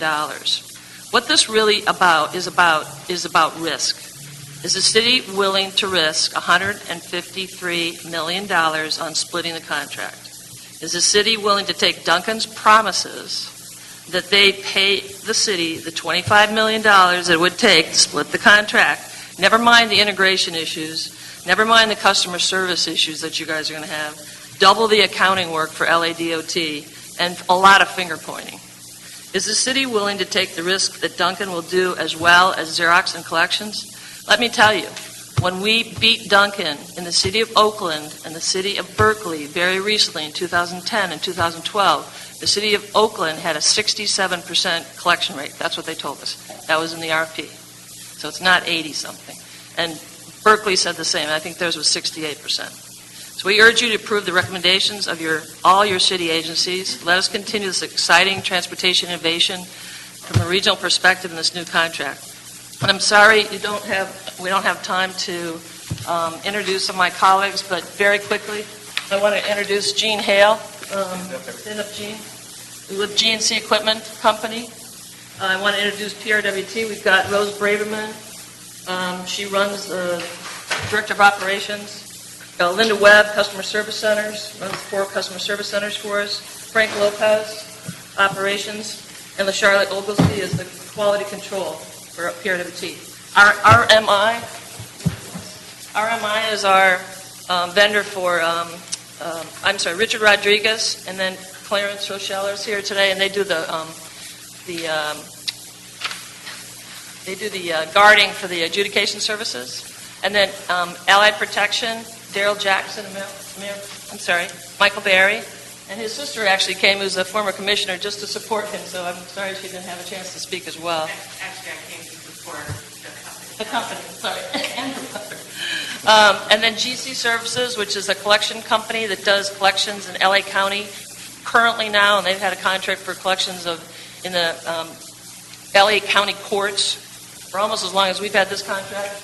And I want to build then April as well. So thank you all for coming. I'd like to turn this over to George Kiefer. Mr. Chairman, my name is George Kiefer with Manette Phelps and Phillips, and I'm counsel to Xerox. So forgive me today for being more blunt than I normally am, but I think it calls for it. I think Ann did a fine job there. Either you should fire the general manager, the CAO, and your entire department if you believe what Duncan has said, or you should not work with a company that makes such false statements to you. They made a statement to you that they made a guarantee in the contract, and I think if you talk to staff completely about that, you'll find out that Mr. Cummins is correct. It's a false guarantee. It requires you to basically set quotas on tickets. They made a guarantee offer after the whole process is done now, which your city attorney will tell you is a bid enhancement and illegal, inappropriate, improper. You cannot accept it after this. They know that. They've had dozens of these things. So during the last week, from numbers of people, you've heard numbers of arguments. But what does the report say? What do the records say? It says that every single person, let alone a level of committee that has looked at this process has recommended Xerox. Not a single person on the evaluation committee, on the protest committee headed by George Mosh, your Transportation Commission chair, not the general manager or the CAO, not a single person has suggested splitting this contract. What else do you know from the reports? Facts. That you'll lose $25 million off the top, and that guarantees are worthless. You know that now. You also know that if you hit the rate for Berkeley with your collections at 67%, you'll lose another $30 million a year. How much do you want to bet that you can go from 85% to 85.5 or 86, or are going to be somewhere between 85 and 67%? Now let me address, at some risk, Chief Parks, Councilman Parks' question. After a process is complete and you've found the best value vendor, you can and are allowed to negotiate with that vendor and that vendor alone, as long as the city doesn't give up anything. That vendor can be forced to give up something or can agree to give up something on price, but the city cannot. Once the contract is approved and underway, you can actually get into the scope of the contract. And you can eliminate things in the contract. You can't do that beforehand. So the only vendor that they're permitted to negotiate once they've selected the vendor from the best and final offer is the winning vendor. Let me point out one thing also. The reason that the cost of the contract for this next period of time is greater than the old cost is that costs have been shifted from the Department of Transportation to the vendor, whether it would have been Xerox or Duncan. Additionally, additional services were required. So that is where the additional cost is. So as you negotiate or direct, if you do so, direct the department to negotiate with Xerox on that portion that is Xerox's additional, which is fairly small. Keep that in mind. I hope you'll recommend approval, or as you move forward, Mr. Chairman, for a joint committee, that you'll take these things into consideration. I would say this, that Duncan really has nothing to offer you, really, except some very competent advocates. Will you explain what you mean by the joint committee from your perspective? Well, I heard that what you were saying is you wanted to... is it okay to go on? Because you know that this has to go to Budget and Finance anyway, you're suggesting that you combine the two and have the final decision there, and that in the meantime you're suggesting that the Department of Transportation has requested a direction from you to meet with Xerox on that portion that does not involve scope and does not involve the city giving up anything, and see if there's anything further that Xerox can do in reducing its cost. That's my understanding.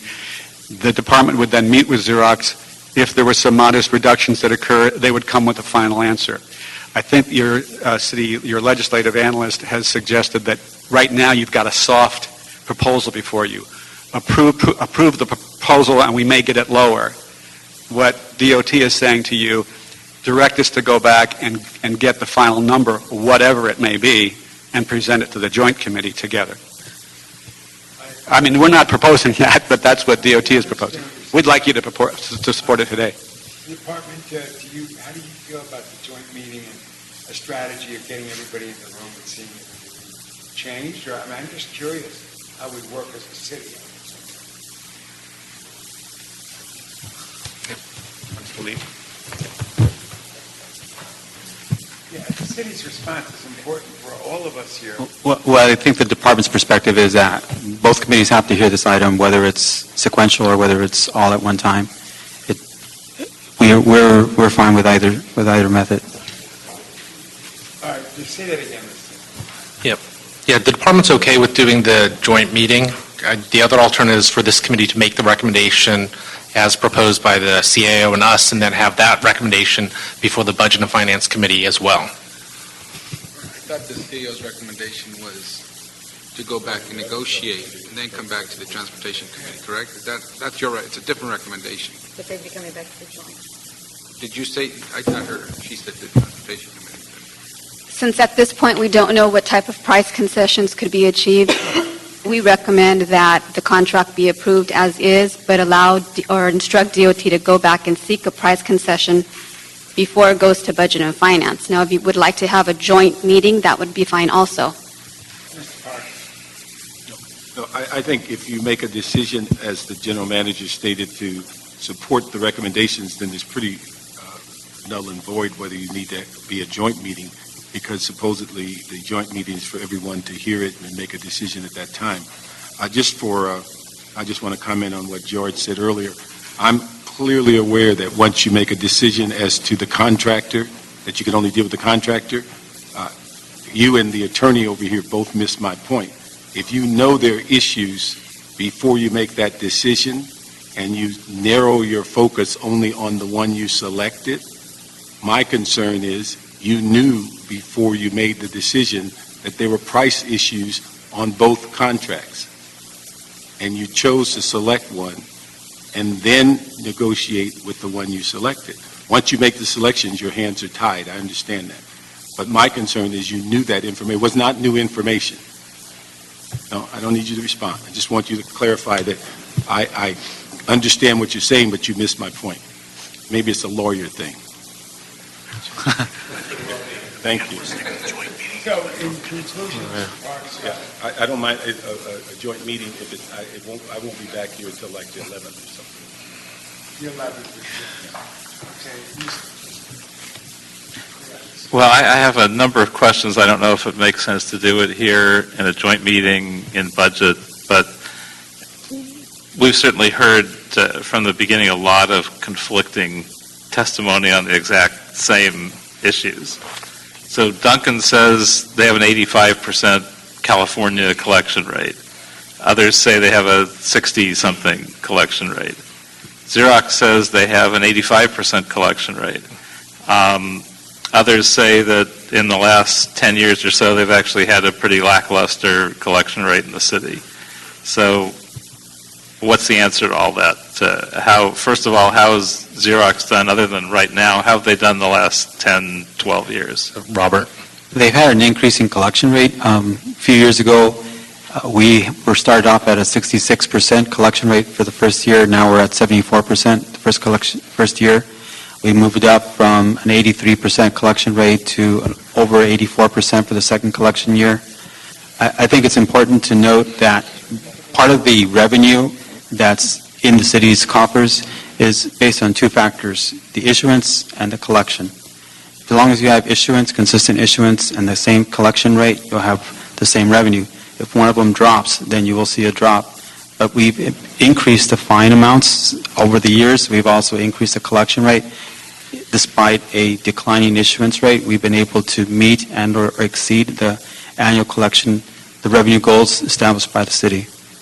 That doesn't sound all too relevant to which company to pick if we've increased the fine rates. That doesn't have much to do with... But again, we've also increased the... But if we've had them for many, many years, and within this period they've been collecting in the 60% range, that's not... They've collected 66% at the 7 years ago for the first year. Robert, only talk about the 2-year rate, so we're talking apples and apples, please. The 2-year rates are now at 84%. Of all citations issued, 84% are collected within 2 years. An additional 4 to 5% are dismissed. So you're really looking at just 11%, 12% of the remaining tickets that are not collected. So they've gotten better at it right now. How have they been historically? But I think you want to look at where you are today and where you can see yourself going. as far as the enhancements that they've added to 2 additional nationwide collection companies that participate in court referrals. A part of the RFP required that each vendor actually come up with a plan to refer all citations that are over $400 to the courts to be able to be collected at the courts. That's an important component. They also included the credit bureau reporting, which in the RFP response, Duncan listed both of those criteria as optional with pricing differentials, not listed in the RFP itself. So those are 2 requirements that Xerox has agreed to without exception that will continue in the new contract. And Councilman, let me expand on the issue of collections rate and the slides on the wall again. What Duncan stated about the 85% California collection rate, the reason the department didn't consider that in isolation is that's essentially cherry picking a number. You could look at that chart and say that Xerox can only achieve 64% because that's the lowest city they have. You could also say that Duncan's even worse, it could only achieve 63% because that's their lowest city. What we did is we looked at all of the data submitted from both companies. It was weighted based on the volume at each of those cities, and that's where we came up with the 77% and the 80%. And as I noted in my presentation, Duncan the prior year was at 82%, so they're experiencing a downward trend. When you look at Xerox for the prior year, they actually had a fractional, about 0.1% increase in their collections rate. It wasn't statistically significant to discuss previously, but I just want to note that, so we can cherry pick the numbers. What the departmental staff did is look at all the cities, all the data submitted from both companies to look at what is their average rate. And that's what's presented on the board there, the red bar. But our point on the 84% is we are currently seeing 84% collection with Xerox, who happens to also be the recommended vendor. I think it's not methodologically accurate to characterize either Xerox or Duncan as 100% positive based on their highest number, nor 100% negative based on their lowest number. We looked at the totality of their performance across the nation. Now, you evaluated Duncan's collection capabilities as slightly better than Xerox, correct? Yeah, Robert, you want to speak to why that was? Yes, we did. Based upon the RFP presentation as well as the oral presentation, 3 of the committee members felt that they saw better collection activities or more well-described collection activities. But when you start to look at the actual substance, you start to look at the collection rates that are being presented, it doesn't bear out that those scores should have continued the way they did.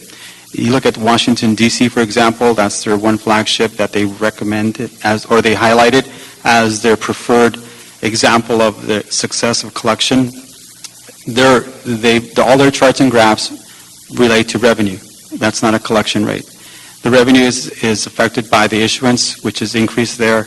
The revenue is affected by the fines being charged, the amnesty program they had in 2010.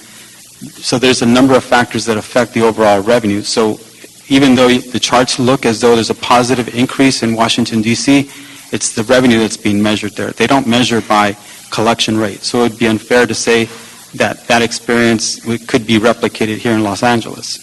So did you analyze D.C. to see how you would view their experience there? I'm sorry?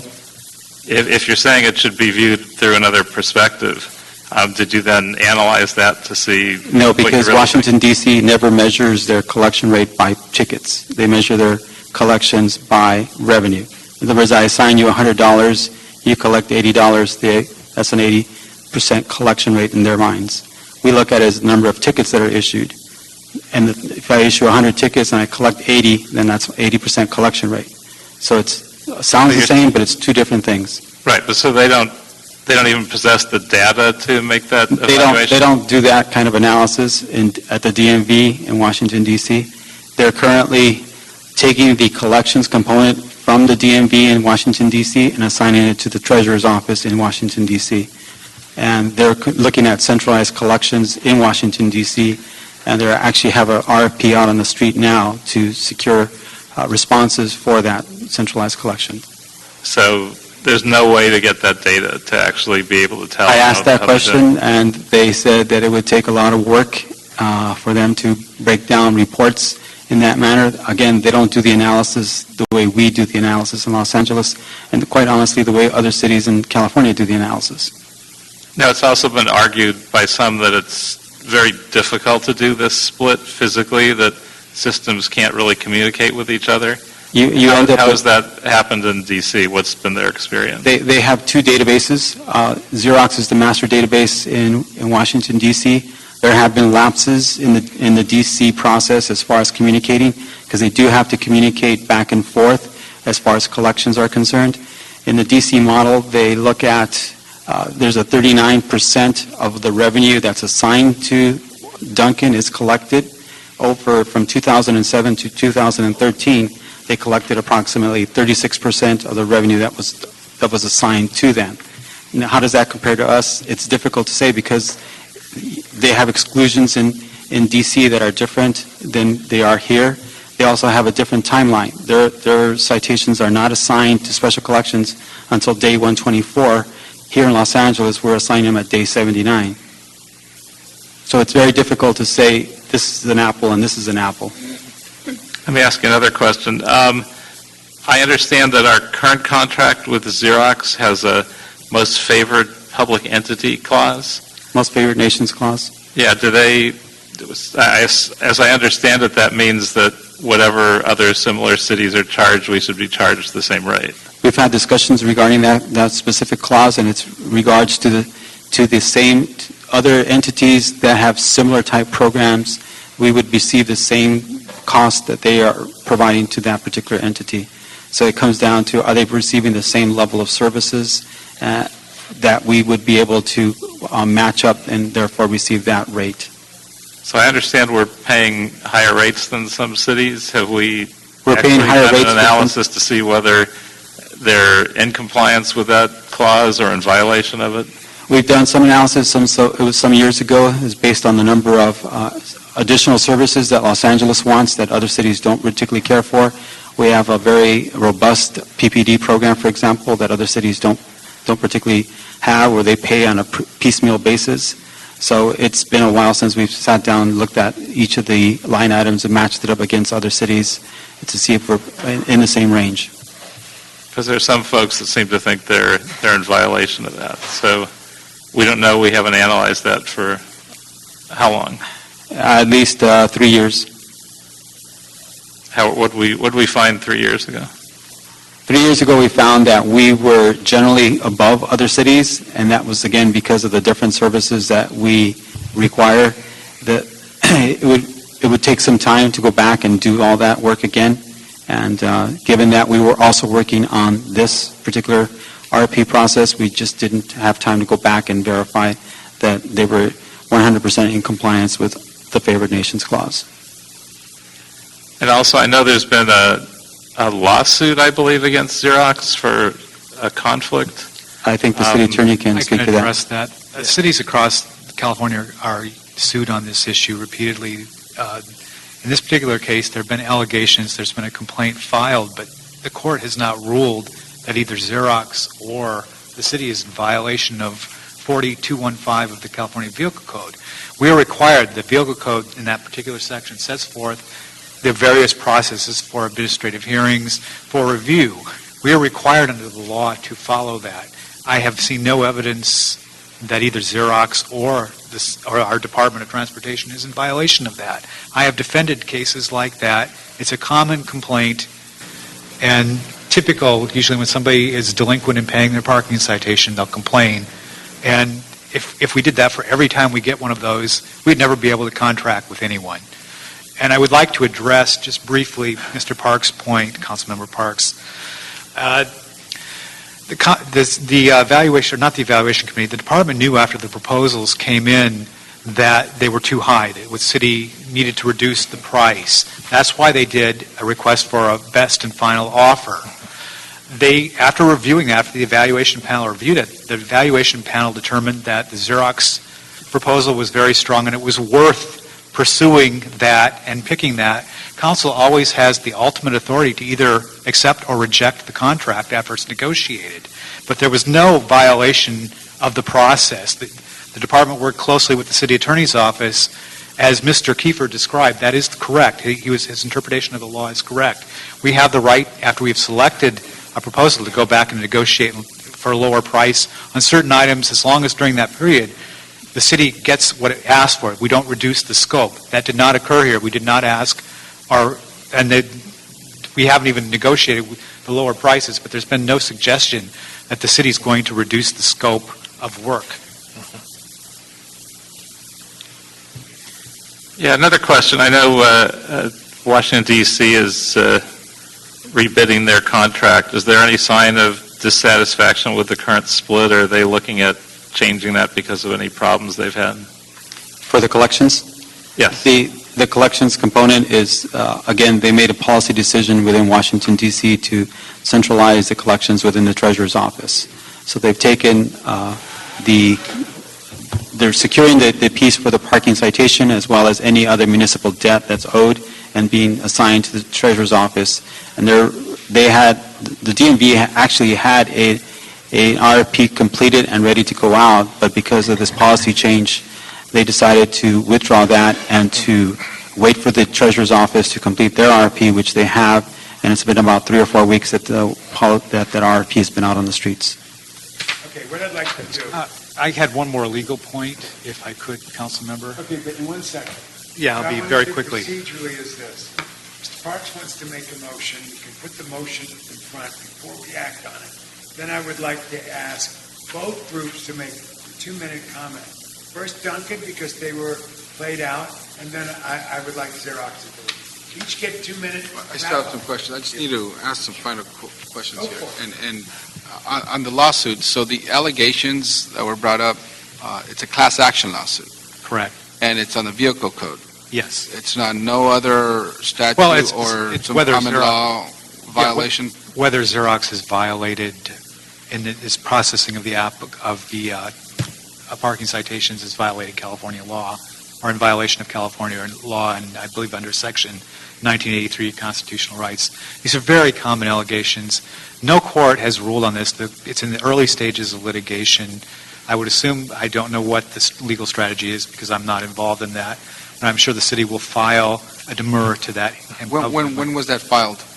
I believe a couple months ago. I don't have the specific date. So it's your opinion that, because as this lawsuit goes through and we're doing this procurement, it's your opinion that we would be victorious in that lawsuit, so that you're advising us that we should continue with this procurement? You can never predict what a court's going to do, but based on the allegations, they've been repeatedly litigated. The California Supreme Court has ruled that the agency hearing an administrative hearing can have their own person in there as long as it's not the person that was involved in the parking citation.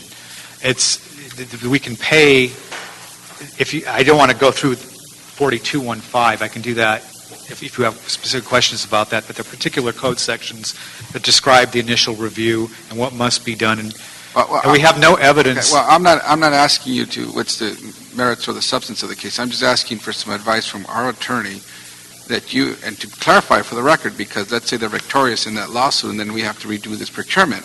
I'm just simply asking, what's your advice? Do you think we should move forward with this procurement? I think you should move forward with this procurement because under the current contract or any contract we would have with Xerox, they're required to indemnify us for anything. The same would be true of Duncan if they were selected. Okay. And there's an indemnification clause, and we would be covered under that indemnification. Standard contract language. Yeah. Okay. Now, also, have you reviewed these items that were passed out, the 2 pages that they said there were some potential enhancements that were passed out? I think the concern is in regard to the letter of credit, or the financial guarantee regarding revenues. If you read the department's report dated December 17th, 2012, that issue was addressed at the protest hearing. When they submitted that, they have provided no specifics, Duncan has provided no specifics as to whether they could even procure a letter of credit, or whether the term would be for the entire term of the contract. There were absolutely no specifics other than we'll provide a financial guarantee. Therefore, what I'm talking about is they cannot now come forward and say, oh, here are the specific terms of what we would do if we were able to get a financial guarantee. The evaluation committee could only consider what was submitted to it, which were the financials and anything that Duncan submitted as part of their best and final offer. Specific terms were not presented in regard to the financial guarantee, so the department and the evaluators had no way of knowing what the specifics of it were, and they certainly cannot describe what the specifics of it are now, because that would be an enhancement, an illegal enhancement or augmentation of their bid. Okay, And so council cannot illegally consider that. Okay, so it's your opinion that this correspondence was not an enhancement, nor was it a change of scope of the original proposal? No, they're just restating what they said in their best and final offer, that they would provide a financial guarantee. They don't get into the specifics here. If they had, then I would have advised you that you couldn't And my final consider question it. is this. So if we were to split the contracts and do a processing and a collection, and Duncan is offering to provide for the additional cost for the city, I don't know, some people say 4 or 6 million, I've heard different things here. Do you think that's an enhancement?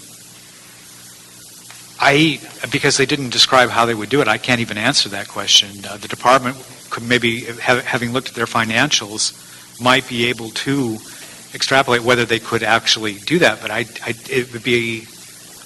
don't know what to tell you on that, because Mr. De La Vega, do you have an opinion? I think if the committee and the council do want to split it, you would want to get that guarantee. Right. But is it an enhancement? Not if it happens during the contract negotiations after the council's acted. Pardon me? Not if it's part of the contract negotiations after the council's already decided how to award the contracts. I don't understand that. So is it an enhancement? It's an enhancement at this point in the process if you're considering that as one of the criterion toward making a decision. Once you've made a decision on how you're going to award, whether you're going to do it combined or split, then there are various elements such as insurance, indemnification, could be a letter of credit for the price guarantee, which would all be contractually negotiated. I think the city attorney's point is you can't take the fact that Duncan or Xerox makes a guarantee that was not part of their original proposal or their best and final offer. You can't take that into consideration at this point in time in making your decision. So you can't get that, or you can? You can't consider that as a factor in making your decision, because that would be an enhancement. Once you've made the decision on, as a policy matter, whether you want to do it combined or separate.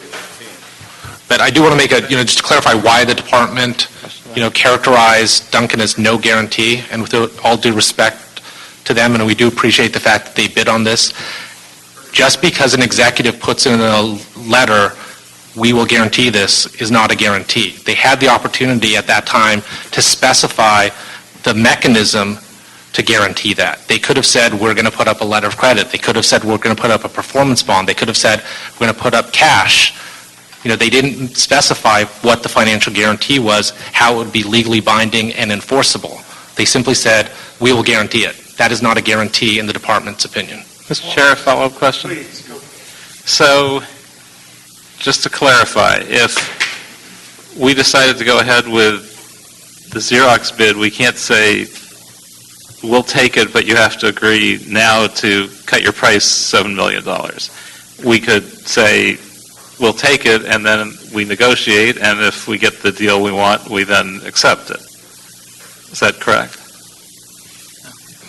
I think that's what our office is taking a position on. We would like the department to go back and negotiate.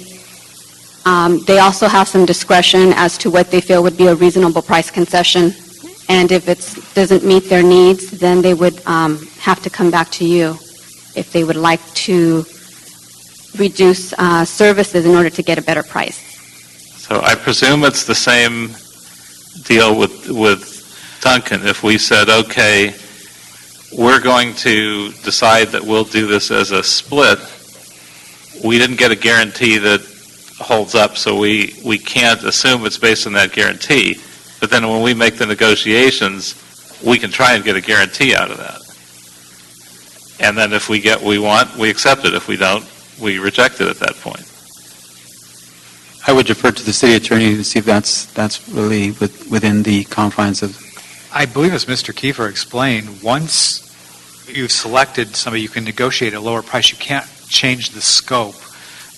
Once you entered into a contract with Xerox or Duncan, then you could actually change the scope or ask or negotiate other terms, but you can't do it while at this point we couldn't go back and change the scope in that manner. So we couldn't accept the guarantee on the Duncan approach, and we couldn't negotiate some of the pieces of it to reduce I the believe the price problem and with the Xerox approach. Duncan approach is that there are no specifics behind it. That's why the department could not recommend it, because you didn't know whether they could even obtain a letter of credit or whether they could do it over 5 years. There were just no terms or conditions. Can I ask a question? When they got that letter, were they obligated just to read the letter, or could they have asked these very questions? Could they have called them and said, how do you intend to implement this?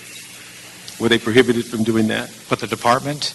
Yeah, when when they got the department letter, did not they have just- the obligation to No, try it's to not enhance. obligation. Could they have just picked up the phone and said, what do you mean by this sentence? Not without disclosing it to Xerox. You would have had to ask the question in a general form to both bidders. That's what I'm saying, but they're not prohibited from doing that. They're not prohibited from clarifying, asking for a So clarification. they were not obligated just to take the letter and file it and say, they didn't tell us enough.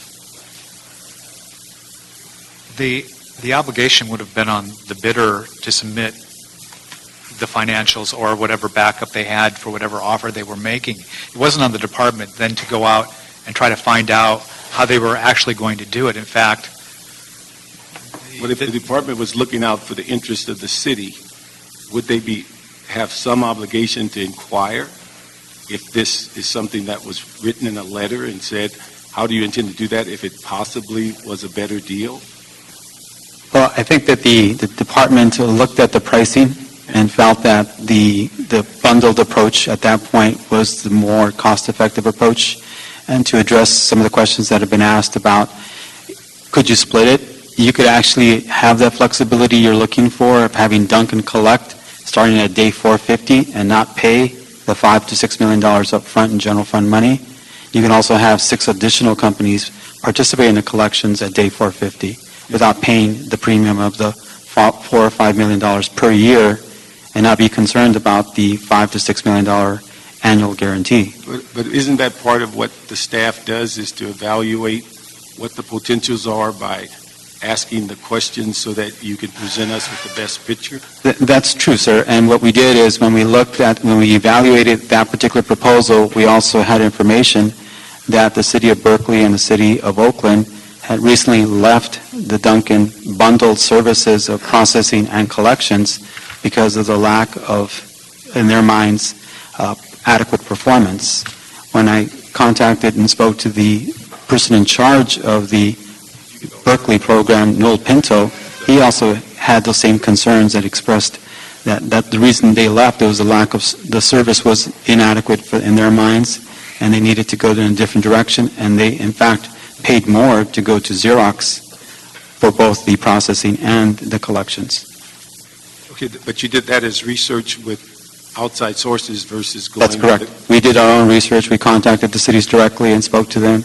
And I spoke to Noel Pinto myself, and I spoke to Richard Prunchek in Washington, D.C. myself. Mr. Chair, I guess I just want to add to that, the intention of this procurement process is not to, decide in definitive terms who's the better company for all time, or to say that one company is horrible. We went through a procurement process. Both of these companies have successfully delivered services across the United States. Both of them have had performance hiccups in different cities. That's all on the public record, but we did an evaluation of both companies in totality, and that was documented in our report. We said that Duncan was a good company. They had a strong proposal. We didn't say they couldn't do the job. We're simply saying that, in our professional opinion, based on the criteria we laid out, that Xerox had a superior proposal during this procurement, and that's why we made that recommendation. I think a lot of the back-channel communication has been sort of, selective characterization of either firm about their maybe worst moment.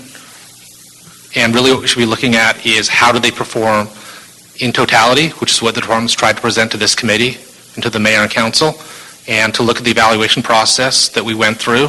It was fair, it was objective. We made a determination, now it's before this committee to decide how to proceed.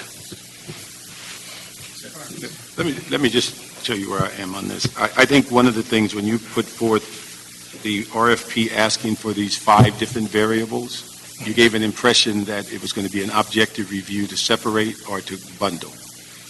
That's correct. Okay. It appeared that you actually rated one company better at the collection outside of the bundle, but then you went forward and said, we're going to keep it bundled.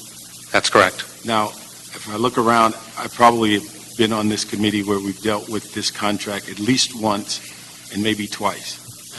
And in each time, we come to the same issue, that there was concern about whether collections and the collection and, I guess, processing, was there an inherent conflict because of the ability to create an environment to where processing could be delayed, or perception it could be delayed, in order that you get more money on the collection side. We also know that over time we've raised fines up, 6 of the last 7 years, or 5 of the last 6 years. And so the dollar figure is somewhat a false figure in the sense of collection, because we generated much of that increase by raising the fine, even though tickets have gone down to the processing part.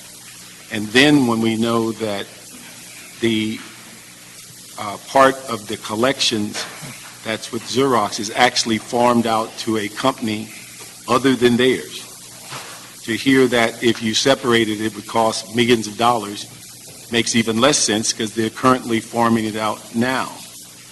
And so when you go through all this, and we've gone through this at least since I've been here 2 times, or at least 3, we come back to the same conclusion. Is there a conflict of interest? If you have opened that door and said we are seriously going to objectively look at a separation, and then go forward and find that the company you rated number 1 did not get that consideration.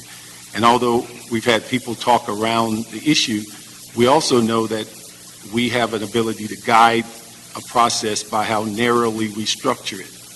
And the fact is that, I go back to my point, that if you know you have a concern and you purposely identify a company and say, you are my contractor, and then you force yourself only to deal with them, the issue is that is not new information. You knew that concern before you made that decision.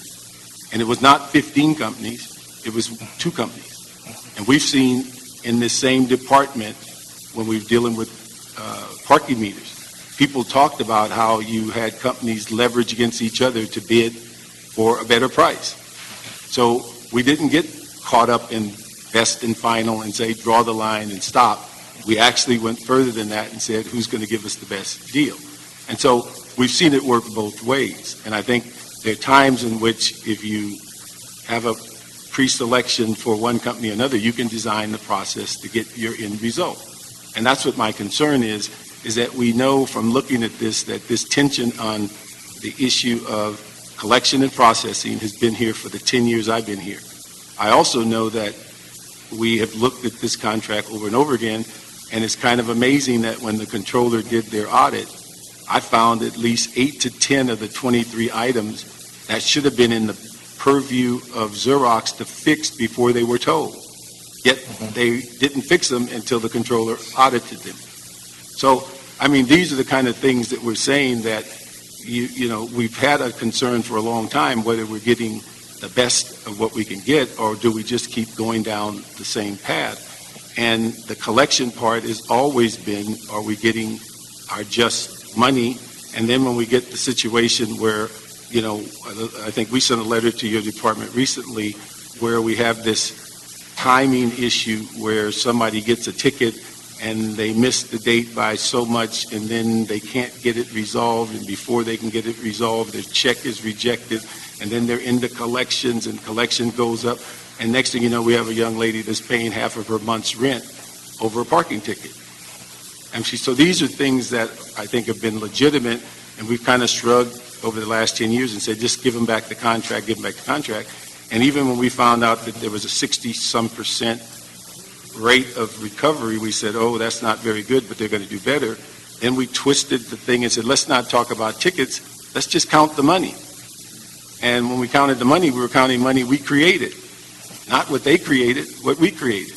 And so I think when you go back through it, some of it just seems like false logic that, you know, if it'd be better if we said we just like them and give it sole source and go with it. But when we say it's objective in all these little pieces, and again, we've had enough litigation that I think we spend $40-50 million a year in litigation. To say there's a class action lawsuit and we just feel comfortable that it's going to go our way, well, we just spent, what, $10 million just today, I think, on a lawsuit that said we thought it was going to go our way. I mean, so all we know when it goes in the lawsuit, we're going to get a decision. It just may not be in our favor. So I just think that's what I'm concerned with, is that we're very precise in how we guided this through the system. And in being that precise, we limited, in my judgment, the ability to look at leverage that could have helped us. And then, in many instances, we could have resolved some of these conflicts with a communication with the companies, but we did our own research and went out and found other people. And if somebody sent me a letter, just very basic, and said, I'm going to guarantee something, I'm going to call them and find out what they mean by it and not assume that it's their obligation to tell me. And if I'll act like they don't tell me, then I'll just say, well, it wasn't appropriate. I would call them and say, what do you mean by sentence 3? And they'd say, I mean this, this, and this. And then I'd have the judgment to say, that's not a valid response. But just to read the letter and file it and say, well, it's their obligation to tell us all the instruments that they could have provided to tell us what that meant, I don't think that's looking out for the interests of the city. So my concern is in that, and I got a ton of questions as I went through, that I would just make a motion that we do the joint committee, and everybody can have their questions, and I don't think we'll ever resolve this with the competing interests of saying 60% versus 40% and all that other stuff. I think we have to look at the process, how fair it was, and how comfortable we are as to whether businesses are getting a fair play with the city. That's my judgment. I don't care what company gets it. I just don't want to see one screwed over by another because we narrowly focus the process. So I would just recommend. Okay, but I'm just curious that if the joint committee meets, are they meeting under the rules that we're hearing, which is we're only going to be talking about Xerox, and we're not going to... Well, I think if I understand it, the joint committee can make a decision to split. And if the joint committee makes a decision to split, you then have the ability to send them back and say, negotiate these, not betterments, but what you have a concern about. You could also, if I understand it, pick Duncan to do it all. Mm-hmm. So you have all those options. There's no option. Then the joint committee allows all those options to come back on the table. Okay. Mr. Chair, and if I could ask for a written opinion from our city attorney on the issue of enhancement, that if at this point in the process, whether a guarantee of that $4, $5, $6 million, I don't know what it is, if that is an enhancement. We heard 3 different versions. I think we heard one from the attorneys for the Xerox. We heard. Suggesting we should have that as part. I read, because right now I heard 3 different verbal answers on that answer, and I'm confused about that. Yes. Okay. All right. Now, I'm not going to go back to the community, since what I'm hearing here now gives us more flexibility. Is that correct? Yes, I think that's correct. Okay. So the motion is, and second, those in favor say aye. Aye. And on a date after around the 11th. Yeah. After June 11th. Yes. So I'll work with the Budget and Finance Committee and your office, Mr. Rosendahl, to set a date. Excuse me, Mr. Chair. It's important that the city attorney put something in writing that the joint committee can have as well as part of its deliberation. Mr. Chair, may I clarify, are you also instructing the department to go back and negotiate price concessions with Xerox, or are we just continuing the item to the joint meeting with the legal clarification? If I'm not mistaken, no negotiation. Just continuing the item to the joint. Just bringing it back to the joint committee. Okay, that's what everybody is under the assumption at the table. But thank you for that clarification. Okay, folks, that issue now will be continued to a joint meeting somewhere after the 9th of next month when we come back into session, and it will be an open process for everybody to participate in. Any other questions or issues on that? Do we have any other public comment on any other issue? Do we have a motion to adjourn? So moved. So moved. The meeting is adjourned until the joint meeting is held the second full week of June.